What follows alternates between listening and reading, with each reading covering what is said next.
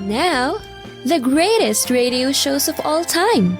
Suspense. The Shadow Node. Washington calling David Harding, counter-spy. Classic radio theater. The Great Gildersleeve. Fibber McGee and Molly. Dragnet.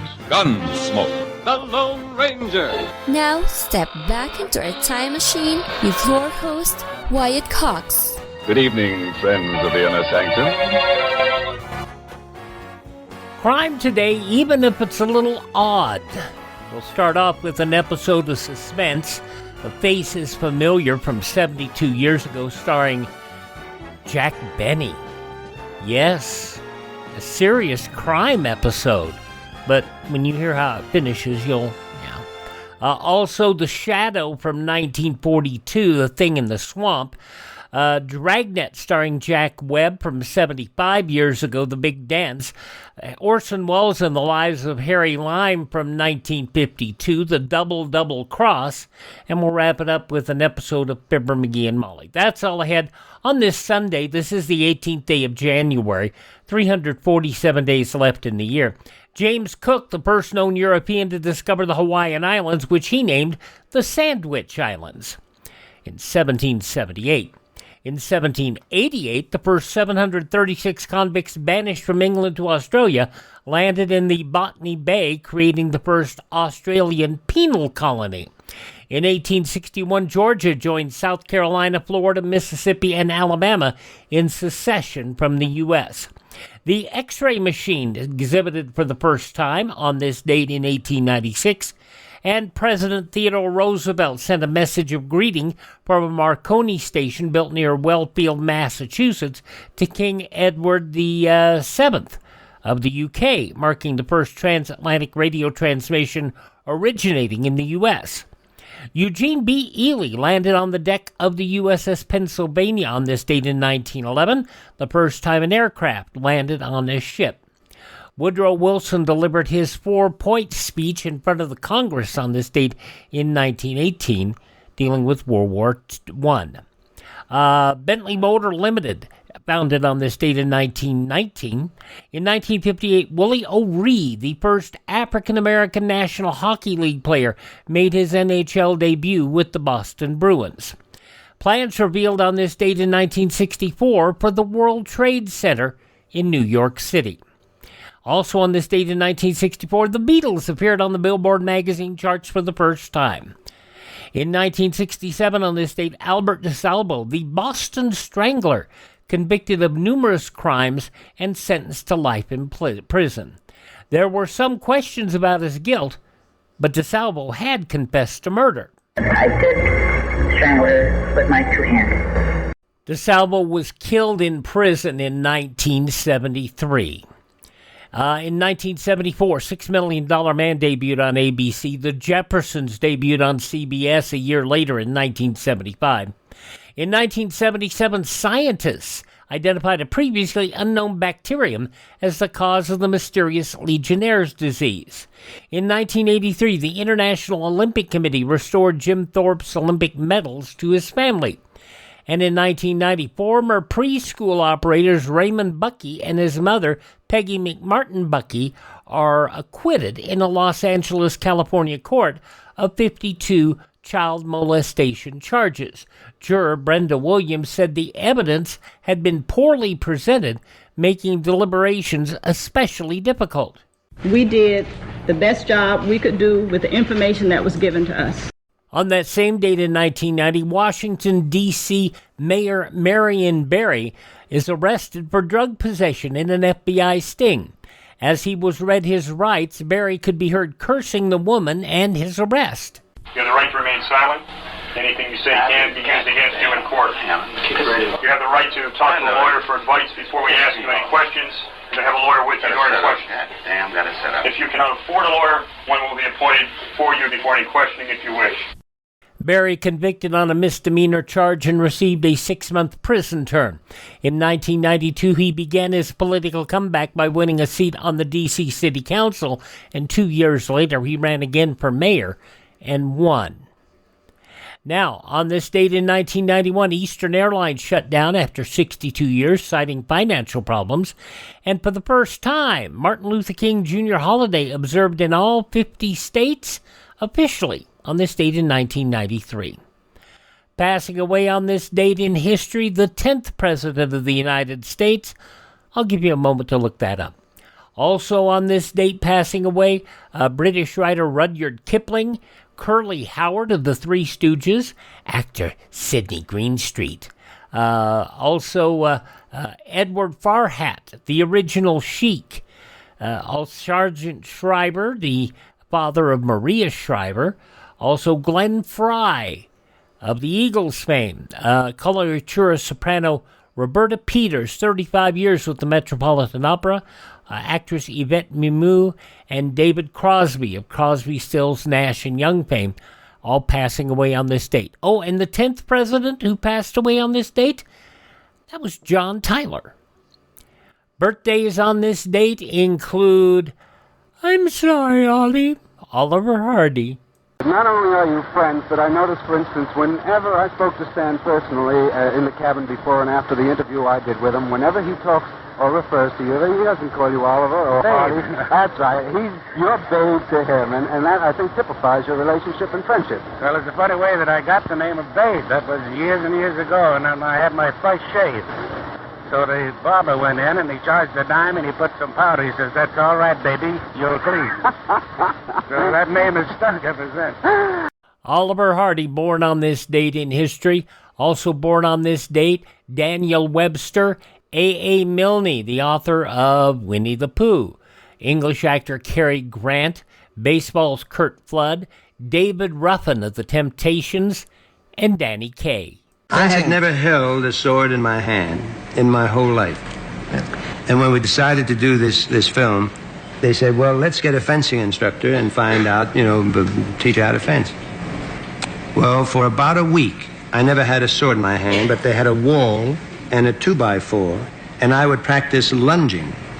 You see? A 2x4? Yeah. There was the wall. Here was a wall, and they put a 2x4, and you had to stay in it. Now, if you lunged and bent your back, you'd be thrown off balance. So you had to learn to lunge with a straight back. And for a week, I never had a sword in my hand. And then finally he came in one day, and we had a foil. And we were practicing routines with the foil, and we were doing that for about a week or more. And one day he came in, and he put a sword in my hand, and I knew instantly it was my weapon. It was a saber. I believe that's from a Dick Cavett interview with Danny Kaye from 1971 on The Court Jester, the motion picture. Danny Kaye, born on this date in history. All of those folks born on this date, they have left this mortal plane. Hi, this is Jeff Foxworthy. It is now time for the birthday announcements. The following people are now officially older than dirt. Wonderful, wonderful singer Bobby Goldsboro, 85 years old today.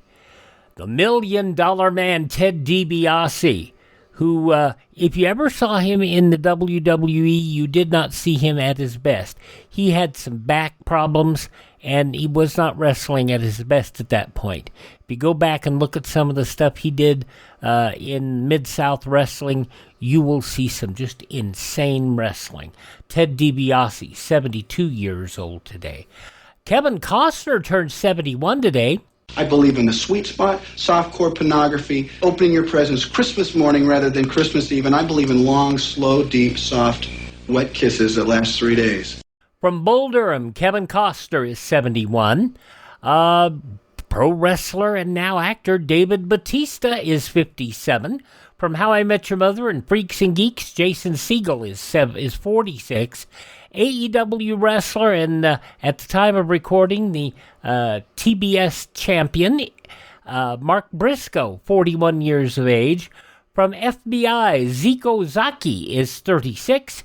And from Hostages and Murder in the First, Mateus Ward is 27.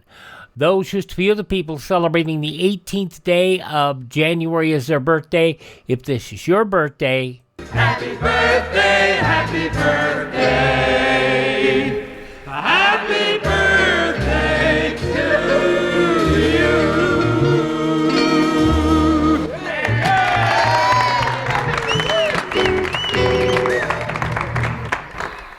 If you deal with acid reflux, if you deal with digestive issues, check out Professor B's Digestive Aid. It's something we've talked about quite a bit, and I hope that you will at least check it out.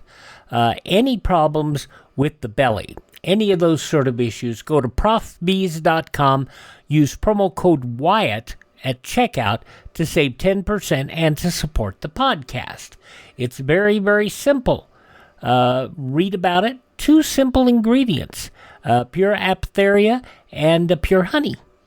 And those 2 together, you're dealing with something that is not a prescription medication, something that is not dealing with all sorts of artificial chemical things. Check it out, profbees.com, profbees.com, promo code Wyatt, link in the show notes, link at classicradio.stream, so you can find it, check it out, take their little survey, they'll let you know if it works or not. And if it doesn't work, there is a money-back guarantee. profbees.com, promo code Wyatt. Radio's outstanding theater of thrills, Suspense, with Jack Benny next.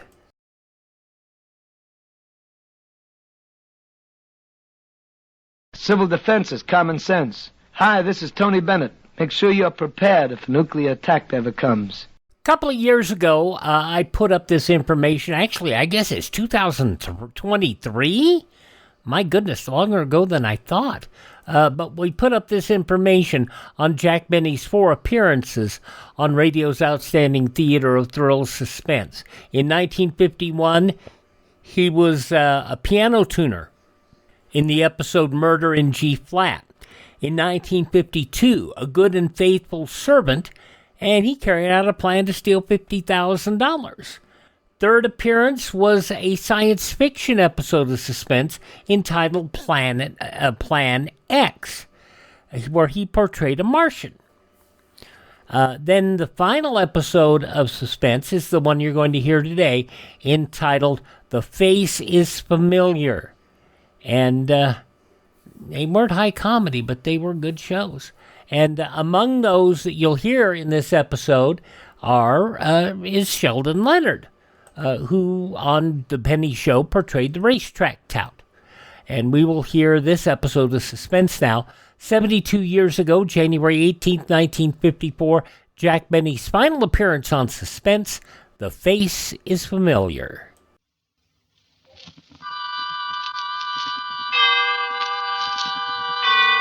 Autolite and its 98,000 dealers bring you Mr. Jack Benny in tonight's presentation of Suspense.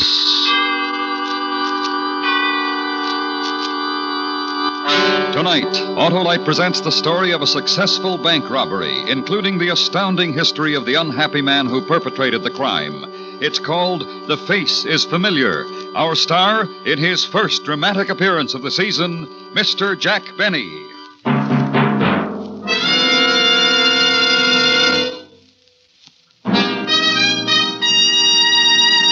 This is Harlow Wilcox speaking for the world-famous Autolite family.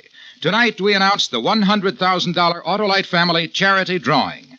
During the next 11 weeks, all of you 18 years of age or over can take part in this greatest of all charitable events. And here's how. Just visit the showroom of any Autolite family car dealer and sign your name and address on the registration form he gives you. Ask him to sign the receipt portion. That's all. Nothing else to do. No need to buy a thing. And yet, you may be one of 25 selected to name the recognized charities that will receive a total of $100,000 in cash on the 1st of June. Think of it, thousands of dollars in cash to be given to your favorite recognized charity or charities if you are one of the favorite persons. So go tonight, go tomorrow to Autolite family car dealers and sign your name and address to the registration form he gives you. Later on, I'll tell you the names of the Autolite family car dealers who are participating in this great Autolite family charity event. And now, Autolite presents transcribed The Face is Familiar, starring Mr. Jack Benny, hoping once again to keep you in suspense.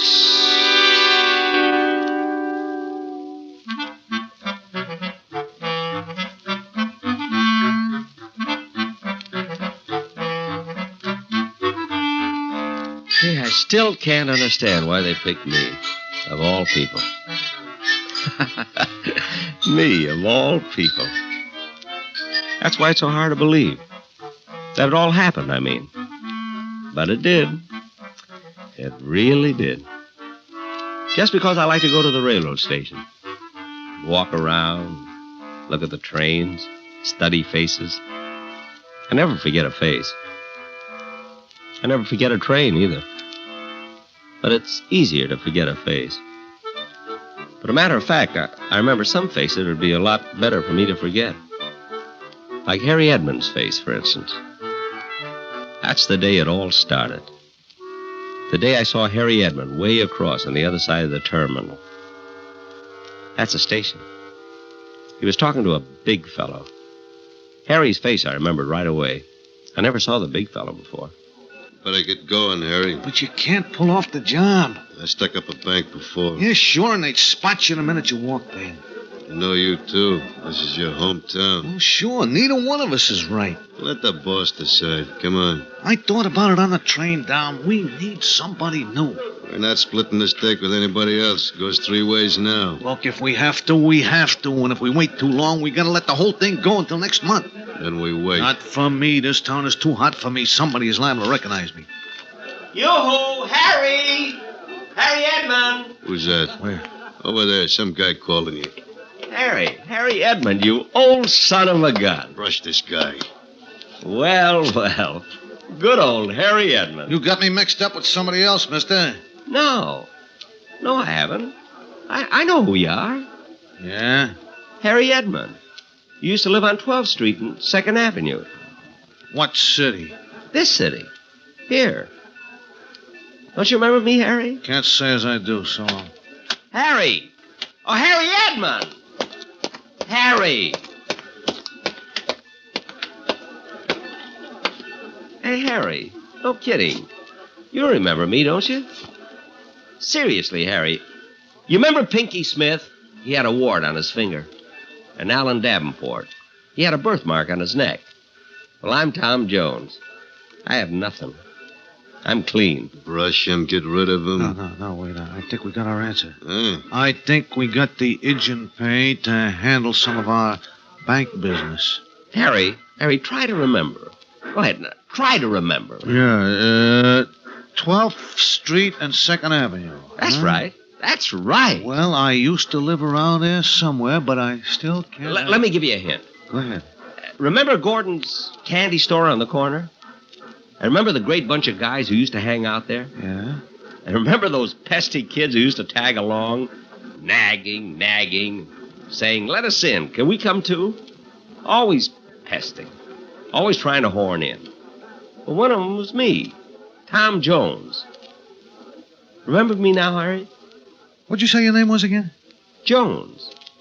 Tom Jones. The name sounds very familiar. We grew up together. Yeah. Well, what are you doing these days? Oh, a little bit of everything. And you? Banking. Oh, money, huh? Yeah. Well, that's a nice field. Well, I gotta go look at the people. It was good talking over old times with you, Harry. Hey, come on. No, wait a minute.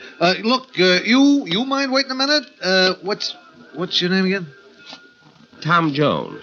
Remember? Oh, yeah, Tom. Yeah, well, wait a minute. Huh? Well, I'm kind of busy. Lots of appointments this afternoon. Oh, I'd like talking over old times with you, Tom. Maybe we could have a drink and dinner.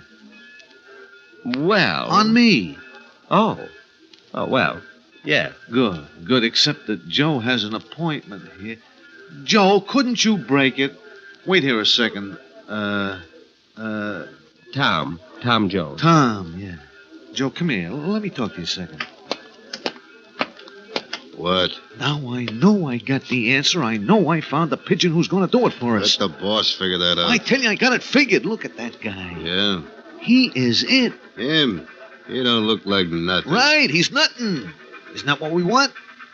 Nobody that anybody ever saw before. Nobody that anybody would ever think of looking at twice. Job's ready. And if we don't pull it this afternoon, we lose another whole month, so come on. Oh, Joe can make it. He is going to join us. Joe, I forgot to introduce you. Have you met, It's Jones. For heaven's sake. Yeah. Tom Jones. Tom Jones, yeah. Well, Tom, meet Joe, and don't get sore. He's a kid I grew up with, Joe. We're going to have a great time talking over old times, you know, 2nd Avenue. That's right. And your name is Tom Jones. Yeah. I must admit it is a difficult name to remember because it's so common. Don't you think so? Oh, yeah, I sure do. Oh, it'll certainly be nice talking over old times. Oh, yeah, I haven't talked over old times in a long time. Well. Harry Edmund. Yes, sir, and good old, Tom. Tom, yeah. Better get started. Where to? I want you to meet another old friend of mine.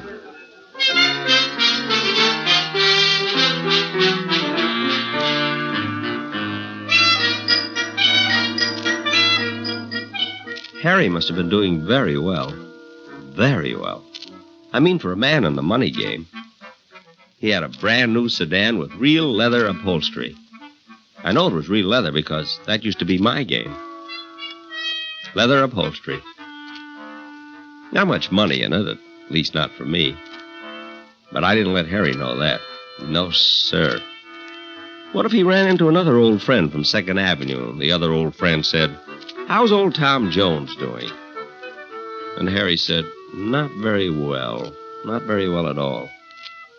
Well, that can hurt a man once it gets around. And then what happened? Well, when I came back to the main office, I said I want 40% commission from now on. Really? But, of course, that would have made me a partner, the boss said. Uh-huh. After all, Harry, I'm not the kind of a guy who can be cooped up in an office. I've been a road man. The lure of the open road. Oh, yeah. The call of the open streets. See, I'm an outdoor type of salesman. Something of the pioneer kind, you know? Pioneer? Yeah, pioneer, yeah. You see, there are those salesmen who are made for offices and those of us who get out and break the plains, so to speak. Tom, you surprise me. Oh, I could keep going for hours, Harry. Literally hours. Yeah, well, why don't you hold on to some of it till we have dinner? Oh, sure.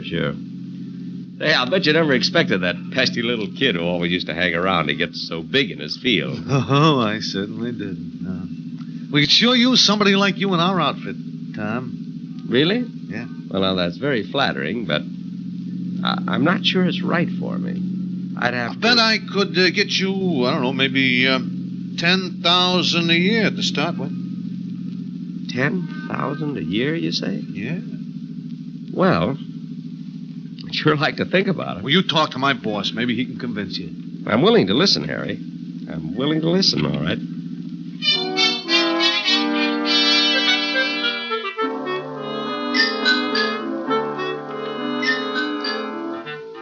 The business Harry was in was mighty successful, if the home of his boss was any indication. A beautiful big yellow house with a lovely green front door, and you could tell it was the home of a man who had worked his way up and knew what to do with what he had. Inside it was very homey. 2 fireplaces in the living room that looked like they were burning. A beautiful plaid carpet that must have been a real Oriental, and they wanted me in the business. Me, Tom Jones, of all people. Brandy, Mr. Jones? No, thanks. Thanks. Spoiling my dinner. Cigar? Well. All clear Havana? Oh, I can see that. I can always tell a good cigar just by looking at it. I know cigars, and faces, train. You're a very well-informed man, Mr. Jones. Well, you're kind of unusual yourself. Why? You remember my name. Don't most people? Most people don't even recognize me. People I've known for years. Is that so? Now, don't get me wrong. It's an asset in my business. See, people who tell me no when I try to sell them something say, come back next year. But I come back next week, and they don't even remember I was in the first time. Believe me, a face like mine doesn't come along every day. I like you, Tom. Mind if I call you Tom? Certainly not, Mr. Just call me Boss. Everybody calls me that, especially people I like. And I like you. I like you, too, Boss. Then you're interested in coming into the organization? Oh, I might give it a whirl. Let's put it that way. I wouldn't want it any other way. A trial for both of us. And the The pay Harry mentioned? Oh, I told him a starting salary, boy. Now, let's talk about that at dinner. Come on, we'd better get started. Isn't 2:45 in the afternoon a little early for dinner? We have a few errands to do. Excuse us just a minute? Oh, of course, sure.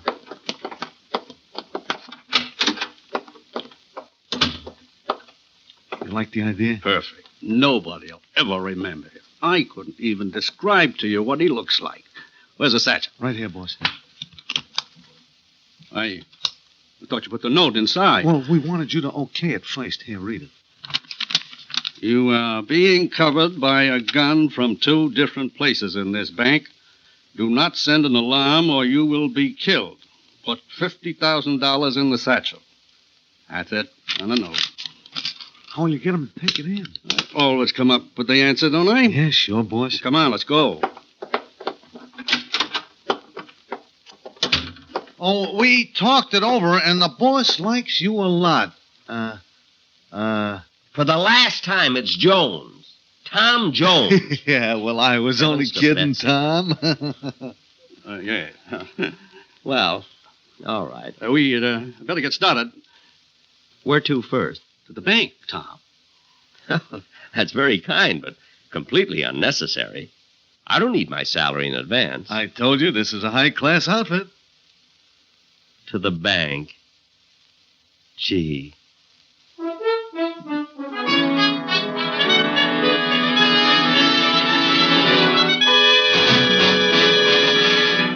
Autolite is bringing you Mr. Jack Benny in The Face is Familiar, tonight's presentation in radio's outstanding theater of thrills, Suspense.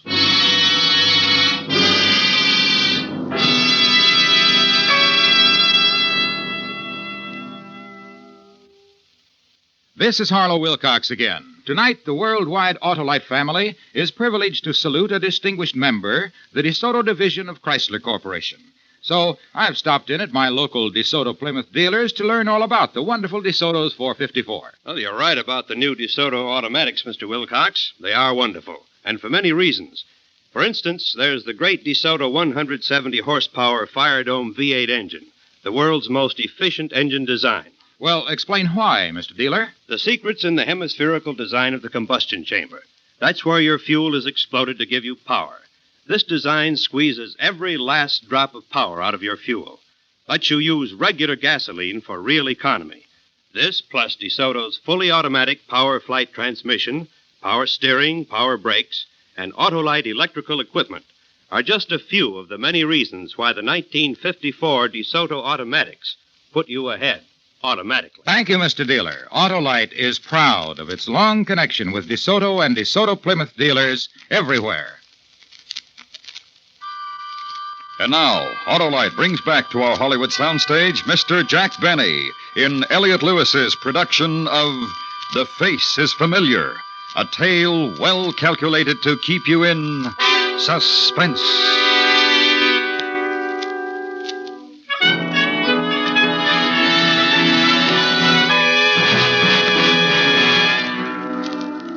Gee, isn't it funny how you wait a long time for your ship to come in? There I was, watching a train, and my ship came in. Just because I recognized Harry's face. Well, you gotta keep on your toes in this world. Because when opportunity knocks at your door, you gotta be all set to open it. Well, anyway, I'd opened the door, and before I knew it, we were downtown.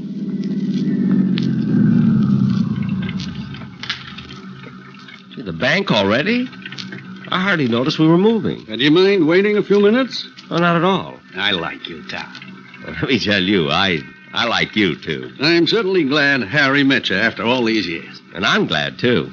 I like Harry. And I like you, too, Tom. Tom, yeah. You know, I feel like I've known all of you. Just all of you since 2nd Avenue. Boss, I even feel like I grew up with you. Well, that's very nice of you, Tom. Who's going to get the payroll? Is that why we stopped at the bank? You pick up your own payroll? Sure, why not? For how much? $50,000. $50,000? And you you pick it up yourself? It's my money, and I worked hard for it. It's my way. And if you don't like my way of doing things, Tom... No, not at all. I've always felt personally, I've always felt that people should pick up their own money. Always. Especially if it's $50,000 or more. Besides, armored cars haven't been doing too well in the past few years. I like the way you think. Well, maybe we should all pick up the payroll. Wouldn't that make us a little too conspicuous? Yes. Besides, I want to discuss you a little more. I think you'll work out. Fine. Say, maybe Harry can pick up the money while we talk. I wanted to discuss you with Harry. Oh. Well, how about Joe? Joe picked it up last time. I don't like the same man going in twice in a row. See, not Harry, not Joe, or you. Me? I hate to ask you. You're not really part of my organization yet, and I don't like to see a man work unless he gets paid for it. Well, I'd be happy to. Just delighted. Besides, I'm going to have to get used to large sums of money, and I guess there's no time to start like the present. Just take this satchel up to the window and give it to the teller. The withdrawal slip is inside. The teller will know exactly what to do. Fine. Oh, sure, of course. Now, boss, we'll wait until he's in. Did you call me? No. Go right ahead.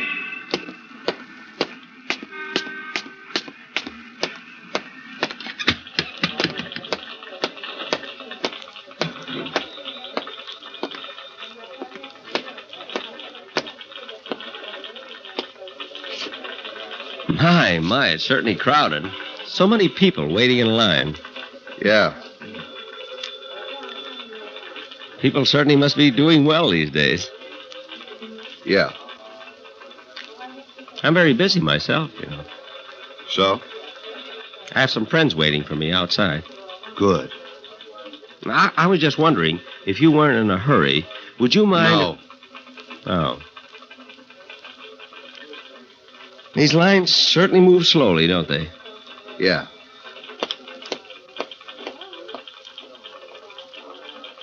Well, he certainly took long enough at that window. Yeah. I hate people who dawdle over money. Don't you? I guess. Your transaction isn't going to take very long, is it? Nope. Good. That big bag you're carrying had me worried. Yeah? What sort of business are you in? Penny vending machines. Pennies? All those are pennies? Something wrong with pennies? Oh, no. No, of course not. Excuse me. I think I'll try that other line.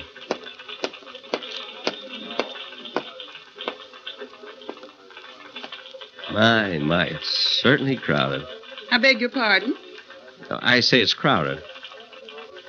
For such a big bank. Wouldn't you think they'd have more tellers? I certainly do.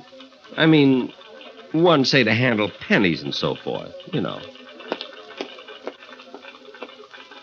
there's one gone. I like the way that teller works. I suppose.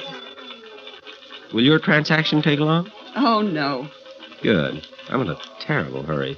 Some friends are waiting for me on the outside. Next, please. Yes, madam. Well, in 1950, my husband opened an account in his name, a savings account. Then he transferred it to a checking account. Then we split up that money and opened a joint savings account and joint checking account. But we found out we didn't really close the other savings account. Of course, we thought we did, so some of our checking deposits have been... Look, don't you think you should see the manager instead of taking this teller's time? I'll handle this, sir, if you don't mind. Oh, no, not at all. Not at all. Madam, would you please take this up with the manager? But if you don't mind, may I get to the window? Well. Yes? The withdrawal slip is in the bag. Oh, a withdrawal? Next window, please. Now, just a minute. You in there, teller. Open up. Yes, sir? See, I've been moving from line to line, and I insist you handle this. I'm sorry, sir. I can't violate the rules for anyone. But this is a very important matter, This isn't just some piddling sum. How much are you withdrawing, sir? I believe it's $50,000. Oh, you're quite right. That is a lot of money. Now, will you please remove this bag and go to the next window? Well, all right. At least the lines are getting shorter. Yes, they are. Wouldn't you think a bank this size could afford a few extra tellers? Well, how do you mean? Like, say, one kind of teller to handle only pennies and another kind to handle matters of $50,000 or more. I beg your pardon? I suppose that sounds a little strange, but you'd be surprised how it would speed things up. Oh, I'm sure. And it needs it. See, I came in feeling fine, just fine. Now I'm nervous from waiting. I'll be through in a minute. Well, it's terribly important. You see, some people are waiting for me outside. Next, please. Here you are. 20, 30, 40. Thank you. Next, please. Yes. Oh, wait, just a minute. Something wrong? I'll be back in a minute. My friends are calling me.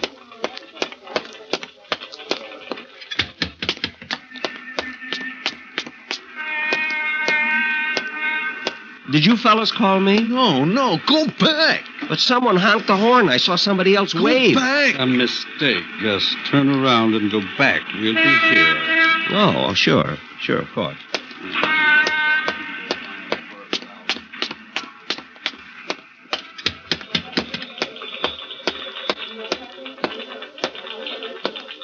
All right, sir, here's the bag. Your deposit slip, sir. Withdrawal. The slip is on the inside. From time to time.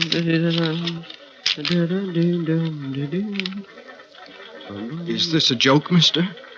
Listen, you. I've had enough. Now, you can read, can't you? Yes, sir. Then don't dawdle. Do what it says.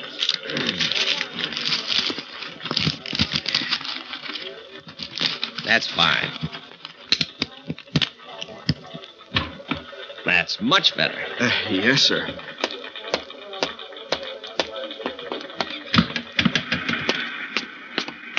Come on. Go get it. Well, here's the money. Give me that.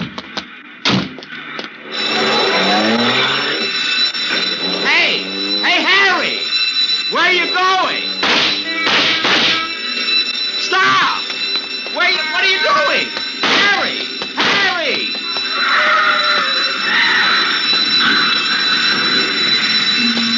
That got him. All right, Jenkins, take some rope down there and tie their hands. I set off the alarm as fast as I could, officer. Oh, come on, let's get down there. You can show me which one of those guys held you up. All right, officer. I'm sure I'll remember him. Yeah, this is terrible. Step back, buddy. But it was me. It was you what? It was me, officer. Look, I took the bag in and I didn't know. Are you kidding? Tell her, look at me. I am. You must be nuts. No, I'm not nuts. It's me. Don't you recognize my face? Look at it. Nothing like it. What did the fellow look like? Well, he had a lean face. Or slightly fat. No, lean. Oh. And brown eyes. No. Oh, gosh, I don't know. No, it was me. Look, blue eyes, see? Me. And I'm sorry. I'm terribly sorry. Now beat it, Bud. Now think hard. I am. But it was the most nondescript face I've ever seen. Well, that's pretty nasty if you ask me. Tell me what you remember. I can. I was standing there. I just counted out $40. Look, and I walked up to the window. Oh, it wasn't you. This fellow was about 6 feet tall. Or 5.5. 5'8". I'm 5'8". And he had a real menacing look. No, I was smiling. See, look, I'm smiling. Look. Now do you remember? Now, look here. Get out of here before I run you in. Yes, sir. Oh, I remember now. He was 6 feet tall. He had red hair. He was carrying a gun. He had a handkerchief over the lower part of his face. And he carried a cane.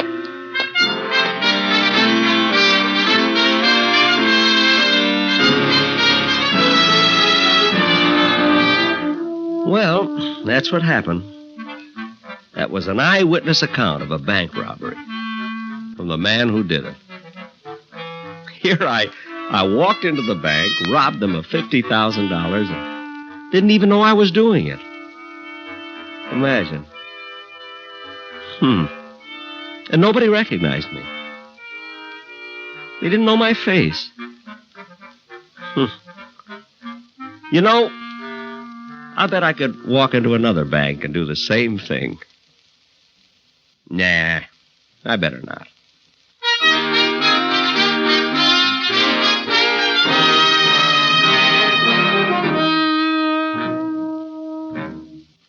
Suspense, presented by Autolite. Tonight's star, Mr. Jack Benny. Be sure you take part in the great Autolite Family charity drawing now at your Autolite Family car dealers. No need to buy a thing. Just sign your name to the registration form he gives you. Ask him to sign the receipt portion. You may be one of 25 selected to name the recognized charities that will share a total of this $100,000 cash distribution on June 1st. Here are the car dealers in your territory who have the Autolite Family charity drawing registration forms. DeSoto, Hudson, Dodge, Nash, Packard, Plymouth, Kaiser, Studebaker, Willis, and Chrysler. Visit them tomorrow. Fill out a registration form. Do your part to help favorite charities in your community share in this $100,000 cash distribution. Next week, a story based on fact. The dramatization of one man's deadly way of earning his living. All he needed was the morning newspaper, a telephone, and a gun. It's called Want Ad. Our star, Mr. Robert Cummings. That's next week on Suspense. Suspense is transcribed and directed by Elliott Lewis, with music composed by Lucien Morowick and conducted by Lud Gluskin. The Face is Familiar was written for Suspense by Arthur Ross. In tonight's story, Sheldon Leonard was heard as Harry and Clayton Post as Joe. Featured in the cast were Joseph Kearns, Herb Butterfield, Gene Wood, Hy Averback, and Stan Farrar. The Jack Benny Show may be heard every Sunday on the CBS Radio Network.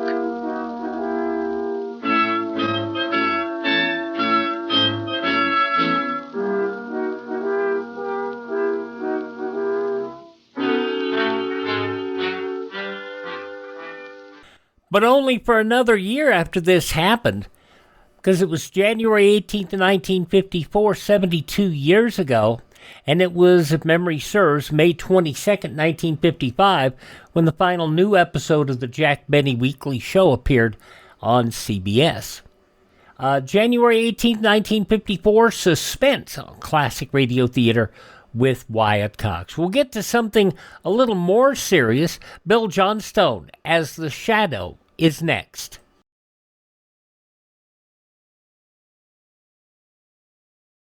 Civil defense is common sense. This is Fred McMurray. Home shelters can be built for as little as $100. Simple plans for building inexpensive home shelters are available free from your civil defense office. Ask for a copy of the Family Fallout Shelter booklet. We continue with more crime here on Classic Radio Theater with Wyatt Cox with an episode of The Shadow starring William Johnstone. This goes back 84 years to January 18th, 1942, The Thing in the Swamp.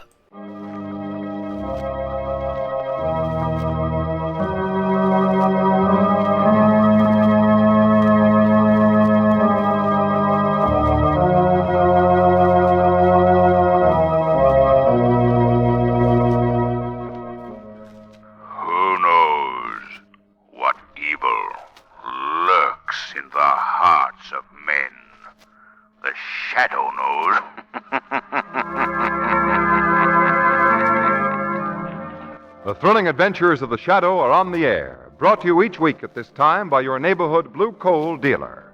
These dramatizations are designed to demonstrate forcibly to old and young alike that crime does not pay.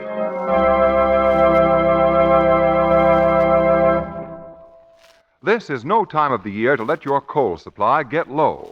Sudden changes in temperature and war conditions may delay transportation and keep your order of coal from getting to you when you'll need it most. Fill your coal bin now and help relieve transportation facilities for war supplies. Your friendly blue coal dealer is able to take care of you now from supplies on hand. But this condition may change at any time, especially since this fine home fuel is so rapidly gaining new users.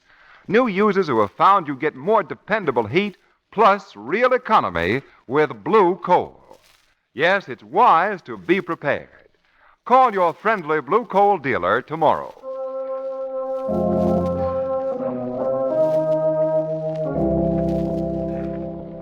The Shadow, mysterious character who aids the forces of law and order, is in reality Lamont Cranston, wealthy young man about town.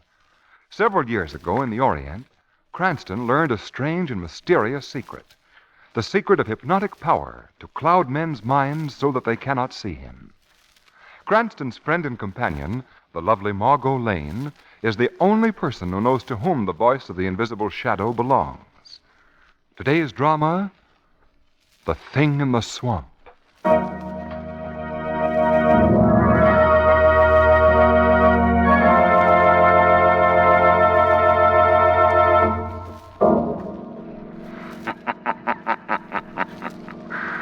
This is a tale of greed and hate, and a thing that was created by the belief of 10 million radio listeners. For if the story had not been told, the thing would never have risen out of the swamp to reach out with blood-red tentacles and thrice do murder. What is it? Who's there? It's I, Hugo. How many times have I told you not to sneak up behind me like that? Oh, Hugo, don't be angry with me. Fools. Fools. I'll never find it. Never. What did you say, Hugo? Huh? Nothing. Hugo, What? how much longer must we stay here in this houseboat on this dismal swamp? As long as I want to stay here. But, Hugo, I'm frightened. I'm afraid of this place. Those strange noises we've heard in the swamp. Do you think it's true, what that man Nestor said on the radio? That there's a monster living in the depths of Pearl's swamp? But how else can one explain those unearthly noises that come from the swamp? Don't be a fool. If it's money, Hugo, Money. if that's the Money? Yes, Hugo. What do you mean, money? Oh. What are you trying to find out? Nothing, Hugo. I only wanted you to tell me what it is that keeps us here on this houseboat away from everybody. Oh. No, Amy. No. Not even you. Now, go to bed. It might help you to tell me, Hugo. I said go to bed. All right, Hugo. All right. No. No, not even dear Amy. No one will know. I'll have it all. All to myself. The death laugh of the loon sounds lonesome tonight. Sounds almost... That's not a loon. That's not a loon. That's not a loon. What are you? What do you want? Stay away from me. You're not a real person. You're an animal. A thing apart from ordinary men. Your huge, ugly head. I'm scaly body. Sure you don't find me pretty. Now tell me, Hugo. Where is the money? Where have you hidden it? No. I won't tell you. No. You'll tell me, Hugo Menchino. You'll tell me. No. Amy! Amy, come here! You've talked enough, Hugo. I thought I heard you call me, Hugo. What? Oh!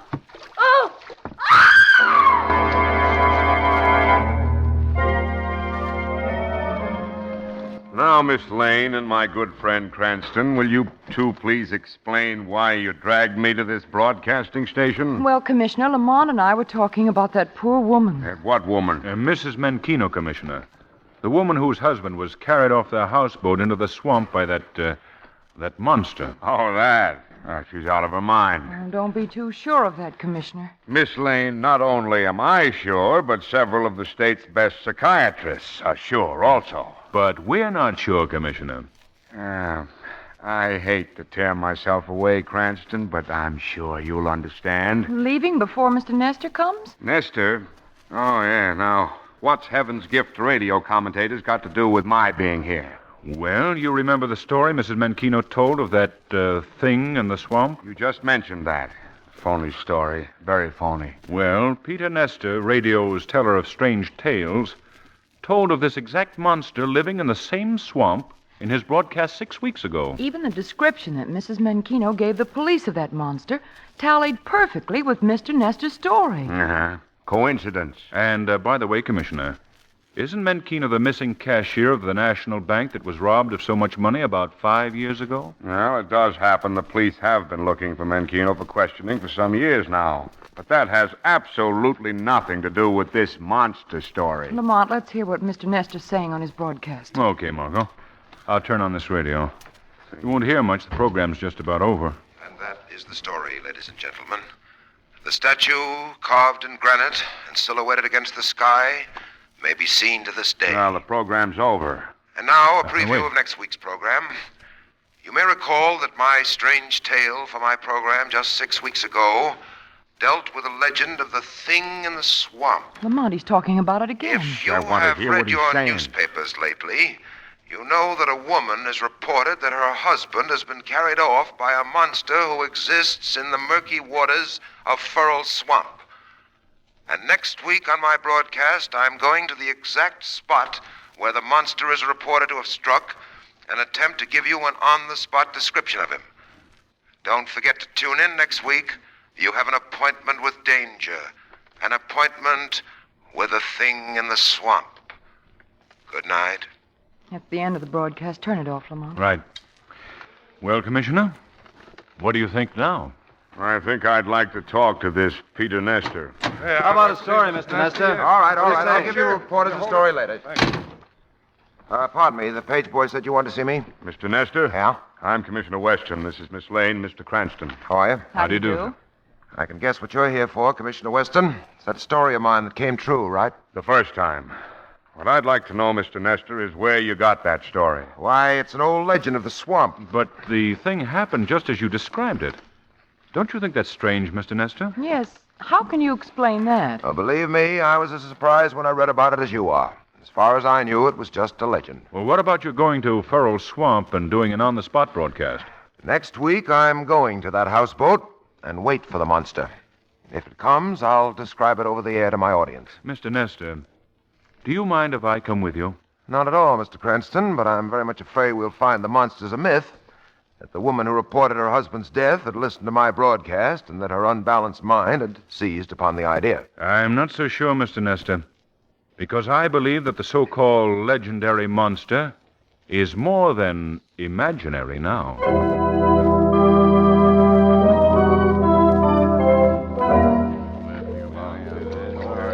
Well, here I am, bound to a chair on the houseboat, gentlemen. And I'm ready for what may come. One more picture, Mr. Nestor. All right, one more. Thanks. Thank you. Well, my broadcast will begin in just 8 minutes.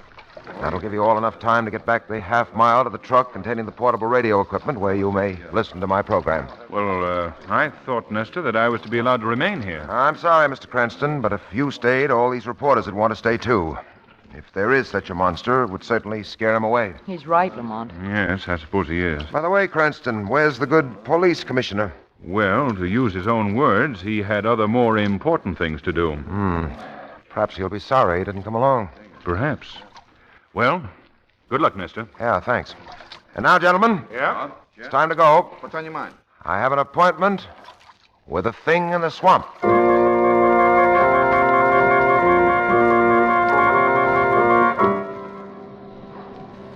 Lamont, I wish we'd gone inside the transmitter truck with the others. It's not too cheerful out here in the car. Well, if anything should happen to Nestor, we can reach him quicker from here, Margot. This car radio takes quite a time to heat up. Nestor should Here be... I am, alone on the haunted houseboat of the missing Hugo Menchino, bound to a chair, waiting for our monster to come. It's not too comforting to remember that Hugo, living with his wife on this very houseboat where I am now, met his death by this monster just 10 days ago. His body is supposed to be at the bottom of the swamp. Tonight, I shall attempt to describe this monster to you. Now, the police have claimed that this thing doesn't exist. I not only say that it exists, I say it will visit this houseboat tonight. Now remember, listeners, I'm tied from head to foot. My only contact with the outside world is this microphone propped up beside me. In front of me is the open door of this doomed houseboat, where I can see the swamp in which our monster is supposed to live. But nothing has disturbed the waters of the swamp up to... Wait, I see something. Lamont, do you think... I think we ought to hear what he has to say. Rising from the waters outside the door. Oh, no. Oh, no. Lamont. The laugh's on me. Do you think he sees anything? He's a good storyteller, Margot. You've Let's got to see believe me. Wait a minute. Monstrosity. Good as Nestor is, he couldn't make up the sounds of those chains. Claws covered with seaweed. And I can't get away. I can't. No, stay away from me. Stay away. Lamont, what is it? That's what we're going to find out.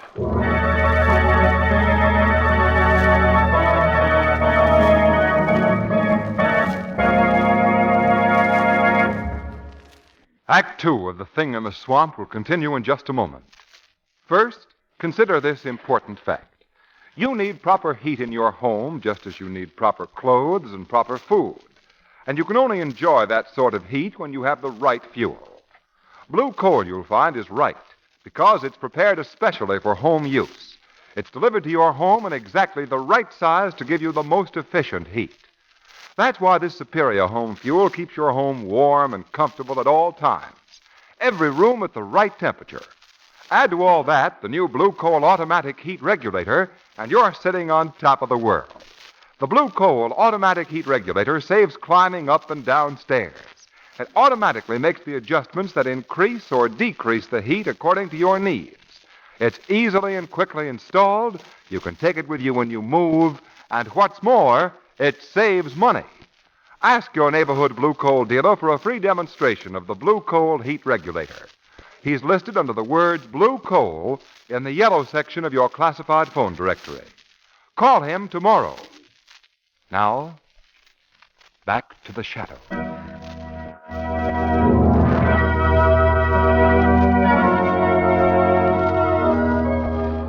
Now that we've gotten rid of the reporters and everybody else, Cranston, Miss Lane, what is this all about? Well, Commissioner, we were listening to Nestor's broadcast in my car. About a half mile from here. Well, everything was going fine on the program until... Miss Lane, I heard the broadcast. What I want to know is, where is Nestor now? I told you over the phone, Commissioner. He's gone. Gone? Now, look, Cranston, I was there when Nestor told you that he didn't believe any monster was going to show up. Weston, that monster really appeared. Nestor was tied to this chair here. You can see for yourself that the cords are broken. He couldn't have done that himself. So what? He hired a guy to cut him loose for publicity. I don't think so, Commissioner. And that doesn't explain this clump of wet seaweed here on the floor. The wind could have blown that in. Personally, I'm going home. I think you've been taken in by Nestor's legend. And personally, I'm going home. Do you want to go home, Lamont? Do you? You're not afraid because everybody's gone back to town and left us here? I should say not. Good. Because I think that if we stay here aboard the houseboat, the thing in the swamp may pay us a visit.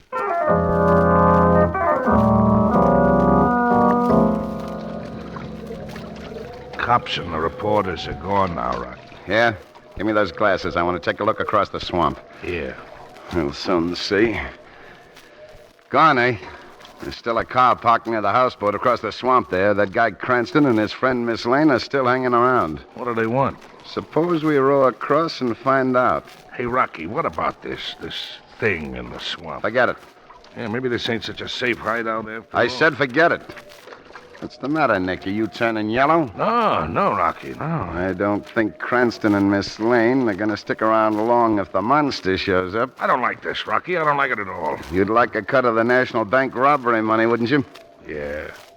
Now with Menchino dead, we'll never find that dough. It's still where he hid it, and we'll find it. Rocky, who killed Menchino? How did you find out about it? What difference does it make? When I come in this with you, I told you I didn't want nothing to do with no murder. Now, if Keep your shirt on. I only heard about it on the radio. The monster's supposed to have done it. Look, Nick, I ain't gonna double-cross you the way Menchino double-crossed me on that bank stick-up. For 5 years, I've been waiting my chance to get my hands on that dough, and nothing's gonna stop me now. No. Not even that nosy guy Cranston and that dame poking around. What are you going to do, Rocky? We're going across the swamp to the houseboat and give Cranston and his girlfriend a little surprise.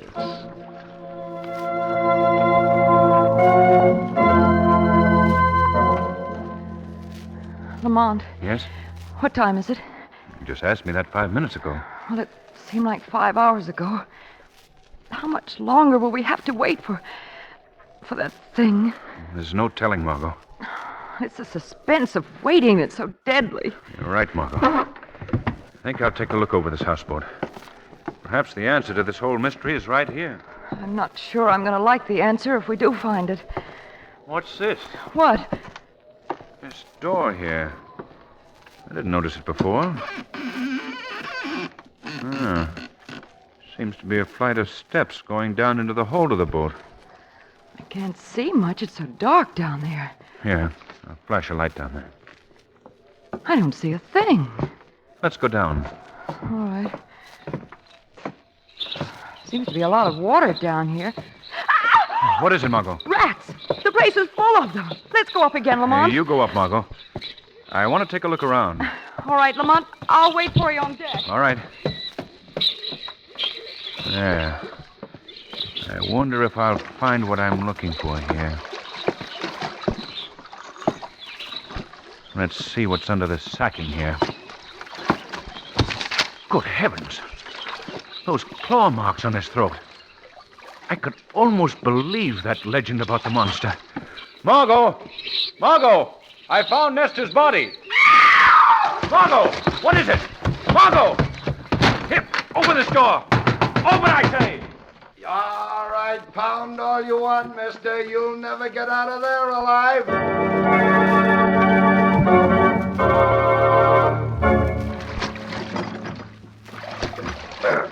I don't like this, Rocky. I don't like it. Just keep rowing and let me manage this. What about this dame here in the boat? What are you going to do about her? Maybe you killed her. Maybe I have. Rocky, I told you I don't She's only unconscious. She's okay. Yeah. When she comes to, she's going to start yelling. We got to let her go. She won't yell. That guy you locked in the hold of the houseboat. He can break out of there, Rocky. The wood is so rotten. Look, I'm getting sick of your griping. I tell you, he won't break out. Before we left, I opened up the seacocks. He's probably drowned already. Look back. You see how low the boat's sunk in the water? We're going back, Rocky. What are you talking about? When I came in with you, I said no killing. And we're going back and save him. Yeah? You're looking into the barrel of a gun, Nick. I think you've been around me long enough to know I'll use it if I have to. Okay, Rocky. You win. That's better. Just do as I say and we'll get along. She's coming, too. Lamont, Look, lady. I mean business. One sound out of you and... Where's Lamont? What have you done Shut with up. him? Rocky, what's that? Where? There. Those waves in the water. Looks like someone's swimming, but there ain't nobody there. Just waves. Shadow. What did you say? Nothing. That's funny. I'd have sworn you said the Shadow. No, I I've heard didn't. of him. I always wanted to meet up with the Shadow. Let's see if a bullet will stop those No, waves. don't! No! Hold it, Nick. No! Let me go! Still coming toward us. No! Oh, no. Now it's stopped. Stopped good. I always wondered if a bullet could stop the Shadow. Now I know.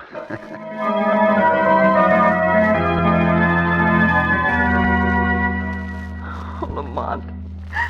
Lamont, Oh, what do you want? What are you going to do with me? Come on, lady. Come with me. No. No. Don't you understand? I'm going to let you escape. Escape? This wasn't my idea. I don't want no part of it. I was after some easy money, but I realize now I was wrong. But I... Don't stop to talk now, lady. Rocky will be back here in the hideout any minute now. If I got to get you out of here safely, we'll have to work fast. What's that? It's the Shadow. Shadow? Well, I thought... You thought the Shadow was dead, that your friend Rocky killed me in the water. I saw the waves stop. The Shadow cannot be killed, Nick. What are you going to do to me? I'm going to let you go. You're not evil, Nick. You've been misled. I'm going to give you a chance, the chance to go straight. Rocky's come back. Well, if Rocky's come back... No! No, it's the monster! The monster! Come with me. You're going to the bottom of the swamp, and no one will ever find your body there. Just as they'll never find Menkino. No, don't come near me! Stop. What? Who said that? The shadow. The shadow's dead. The shadow is not dead. The shadow can see through your disguise. No, stand back there. Let go of me. Now I recognize that voice. It's Rocky. So you're the thing in the swamp. You killed Menkino. Now you know there's no reason for this disguise any longer. Off it comes. So, Rocky, that explains the monster. A diving helmet and a rubber suit covered with seaweed. Yes, Shadow, now you know. What are you going to do about it? You must pay for your crimes, Rocky. Oh, no, not Rocky. I'm getting out of here, and you're not stopping me. I've got my gun trained on Miss Lane here, and one false move, and she died. You double-crosser. You killed her. Yes, just as I killed Menkino and Nesta. Just as I'll kill you if the Shadow tries to keep me from leaving here. You won't try to stop me, will you, Shadow? You can't escape justice, Rocky. Oh, yes, Shadow. I'm clever. You'll have to admit that. Not clever enough to find the money stolen from the bank. The money that you and Menkino stole together. You're wrong, Shadow. I found the money, and I have it outside. Menkino couldn't hide it from me. And now, Shadow, Miss Lane and I are leaving. Tried to stop me, and she'll... Well, you saw what happened to my double-crossing friend, Nick. Come on. No, you don't, Rocky. Oh, my gun! You knocked it out of my hand. What's the matter, Rocky? Lost your courage and bravado? When you lost your gun? Shadow, give me back my gun. Give it back to me. No, Rocky, you'll never have the opportunity to use it again. You'll never kill again. But you don't understand. I had to kill Menkino. He tried to cheat me out of my share of the money. I had to do it. The money which you and he had stolen from the bank? I helped him steal it. It belonged to me, too. You have a twisted sense of right and wrong, Rocky. There's only one place for men such as you. The police will see to it that you pay your debt to society. Your days of killing are over.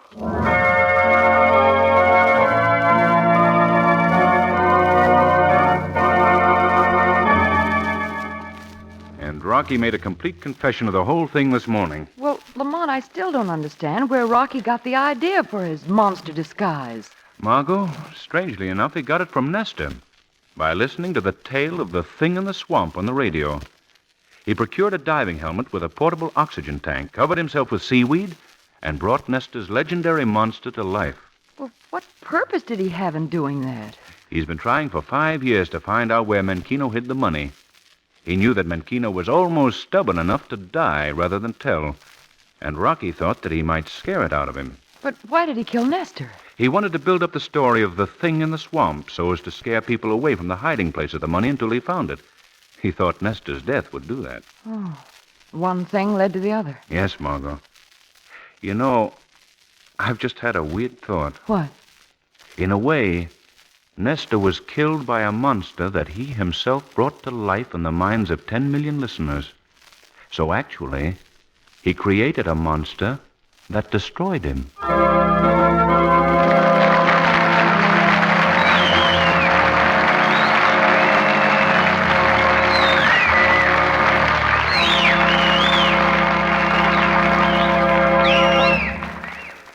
A real-life drama proving that crime does not pay will be presented immediately after a message from John Barclay, Blue Coal's distinguished home heating expert.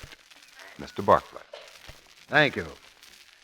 Friends, an important part of furnace operation is refueling, fixing the furnace. Now, here's the way to do it right. First, shake the grates gently until you see a red glow in the ash pit. But don't allow red coals to drop through the grate. Second, take a hoe and pull the live coals to the front of the firebox so the fire slopes downward from the front to the rear. Then put the fresh coal to the rear of the furnace. But don't cover all the fire. Leave a spot of live coals in the front. You need these to ignite gases arising from the fresh coal.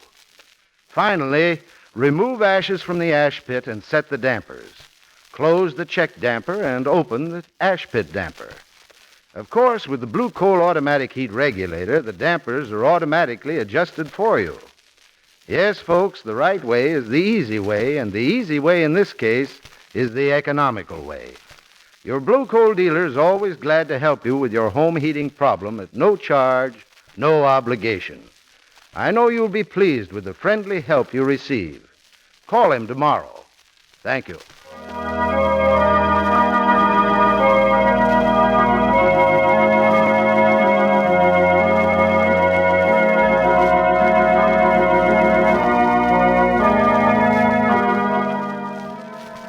The Shadow program is based on a story copyrighted by Street and Smith Publications.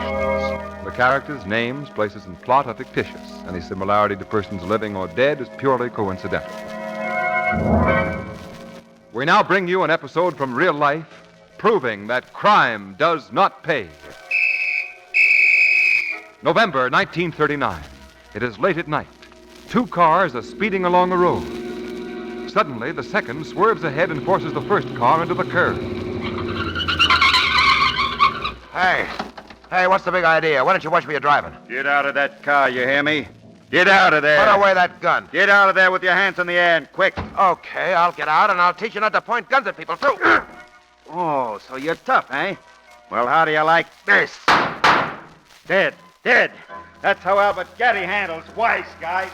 The dead will haunt you, Albert Gatty, and all the guns in the world can't save you.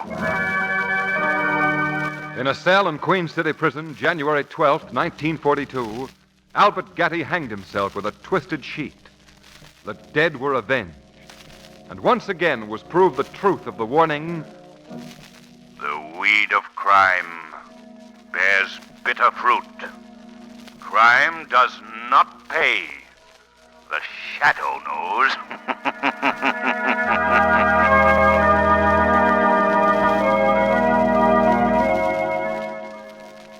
Next week, same time, same station, your friendly Blue Coal dealer brings you another strange and thrilling adventure in the Shadow's daring battle against the forces of evil. Be sure to listen. And be sure to phone your neighborhood Blue Coal dealer for greater heating comfort at less cost. Remember, keep the home fires burning with Blue Coal. This story was produced by the DL&W Coal Company, distributors of Blue Coal. From 84 years ago, January 18th, 1942, The Shadow, here on Classic Radio Theater with Wyatt Cox. Coming up tomorrow, we'll spend the whole podcast in the movies, as we will go to the Hallmark Playhouse production of Around the World in 80 Days, the Screen Guild Theater from 1941. At that point in time, it was the Gulf Screen Guild Theater and the Magnificent Obsession, and the Lux Radio Theater with the 1942 production of The Devil and Miss Jones. On Tuesday, we'll have comedy. Jack Benny returns in a true comedy role from 1946. My Favorite Husband, Lucille Ball, Richard Denning from 1950. George Burns and Gracie Allen from 1941, and another Sam Shovel mystery helmed by Bud Abbott and Lou Costello. Wednesday, Jimmy Durante from 1948. Although Jimmy's not there, he's still sick. It'll be, the guest host is Al Jolson, and you know that will be crazy. Phil Harris and Alice Faye from 1951, the Old Gold Comedy Theater. That'll be on the mayor of the town, Lionel Barrymore. That's on Wednesday. Thursday, Town Hall Tonight with Fred Allen from 1936 and the new Edgar Bergen Hour from 1956. On Friday, Edward Arnold as Mr. President. Inner Sanctum, Death as an Artist from 1945. Sherlock Holmes with Sir John Gielgud and Sir Ralph Richardson from 1955, and the Screen Directors Playhouse production of The Exile from 1949. On Saturday of next week, we'll have our regulars with us. Jimmy Stewart as the six-shooter, Gunsmoke starring William Conrad, Have Gun Will Travel, and Suspense, Leonard Stone starring in Turnabout. And then a week from today, we'll get back to comedy with an episode of Jack Benny, George Burns and Gracie Allen, The Great Gildersleeve, and a 1953 episode of The Aldrich Family. That's what's coming up the week ahead here on Classic Radio Theater with Wyatt Cox. Up in a moment, Jack Webb, Dragnet.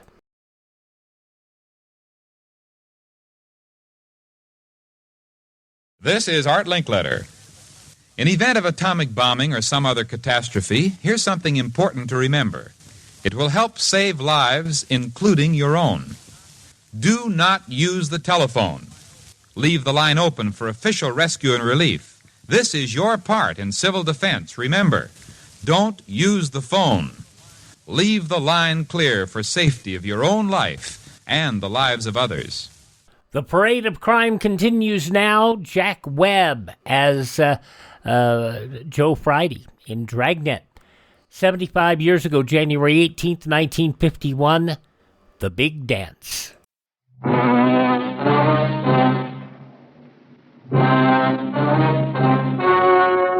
story you are about to hear is true. Only the names have been changed to protect the innocent. Fatima Cigarettes, best of all long cigarettes, brings you Dragnet.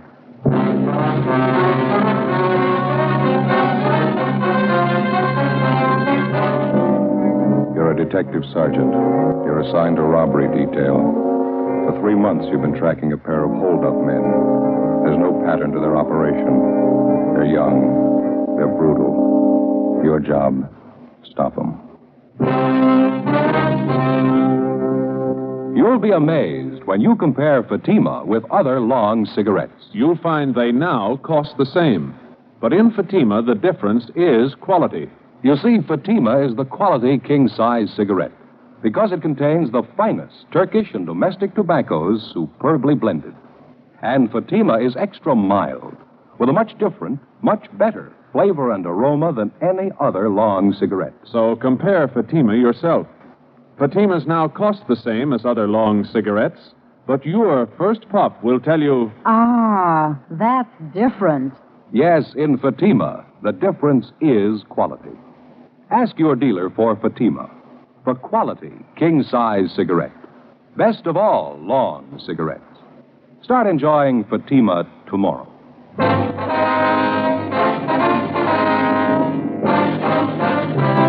Dragnet, the documented drama of an actual crime. For the next 30 minutes, in cooperation with the Los Angeles Police Department, you will travel step by step on the side of the law through an actual case transcribed from official police files.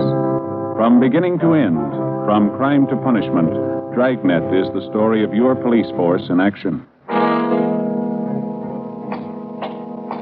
It was Sunday, March 3rd. It was raining in Los Angeles. We were working the night watch out of robbery detail. My partner's Ben Romero. The boss is Harry Didion, captain of robbery. My name's Friday. I was on the way back from the neighborhood bakery shop, and it was 8:45 a.m. when I got to Collis Avenue. Number 4656.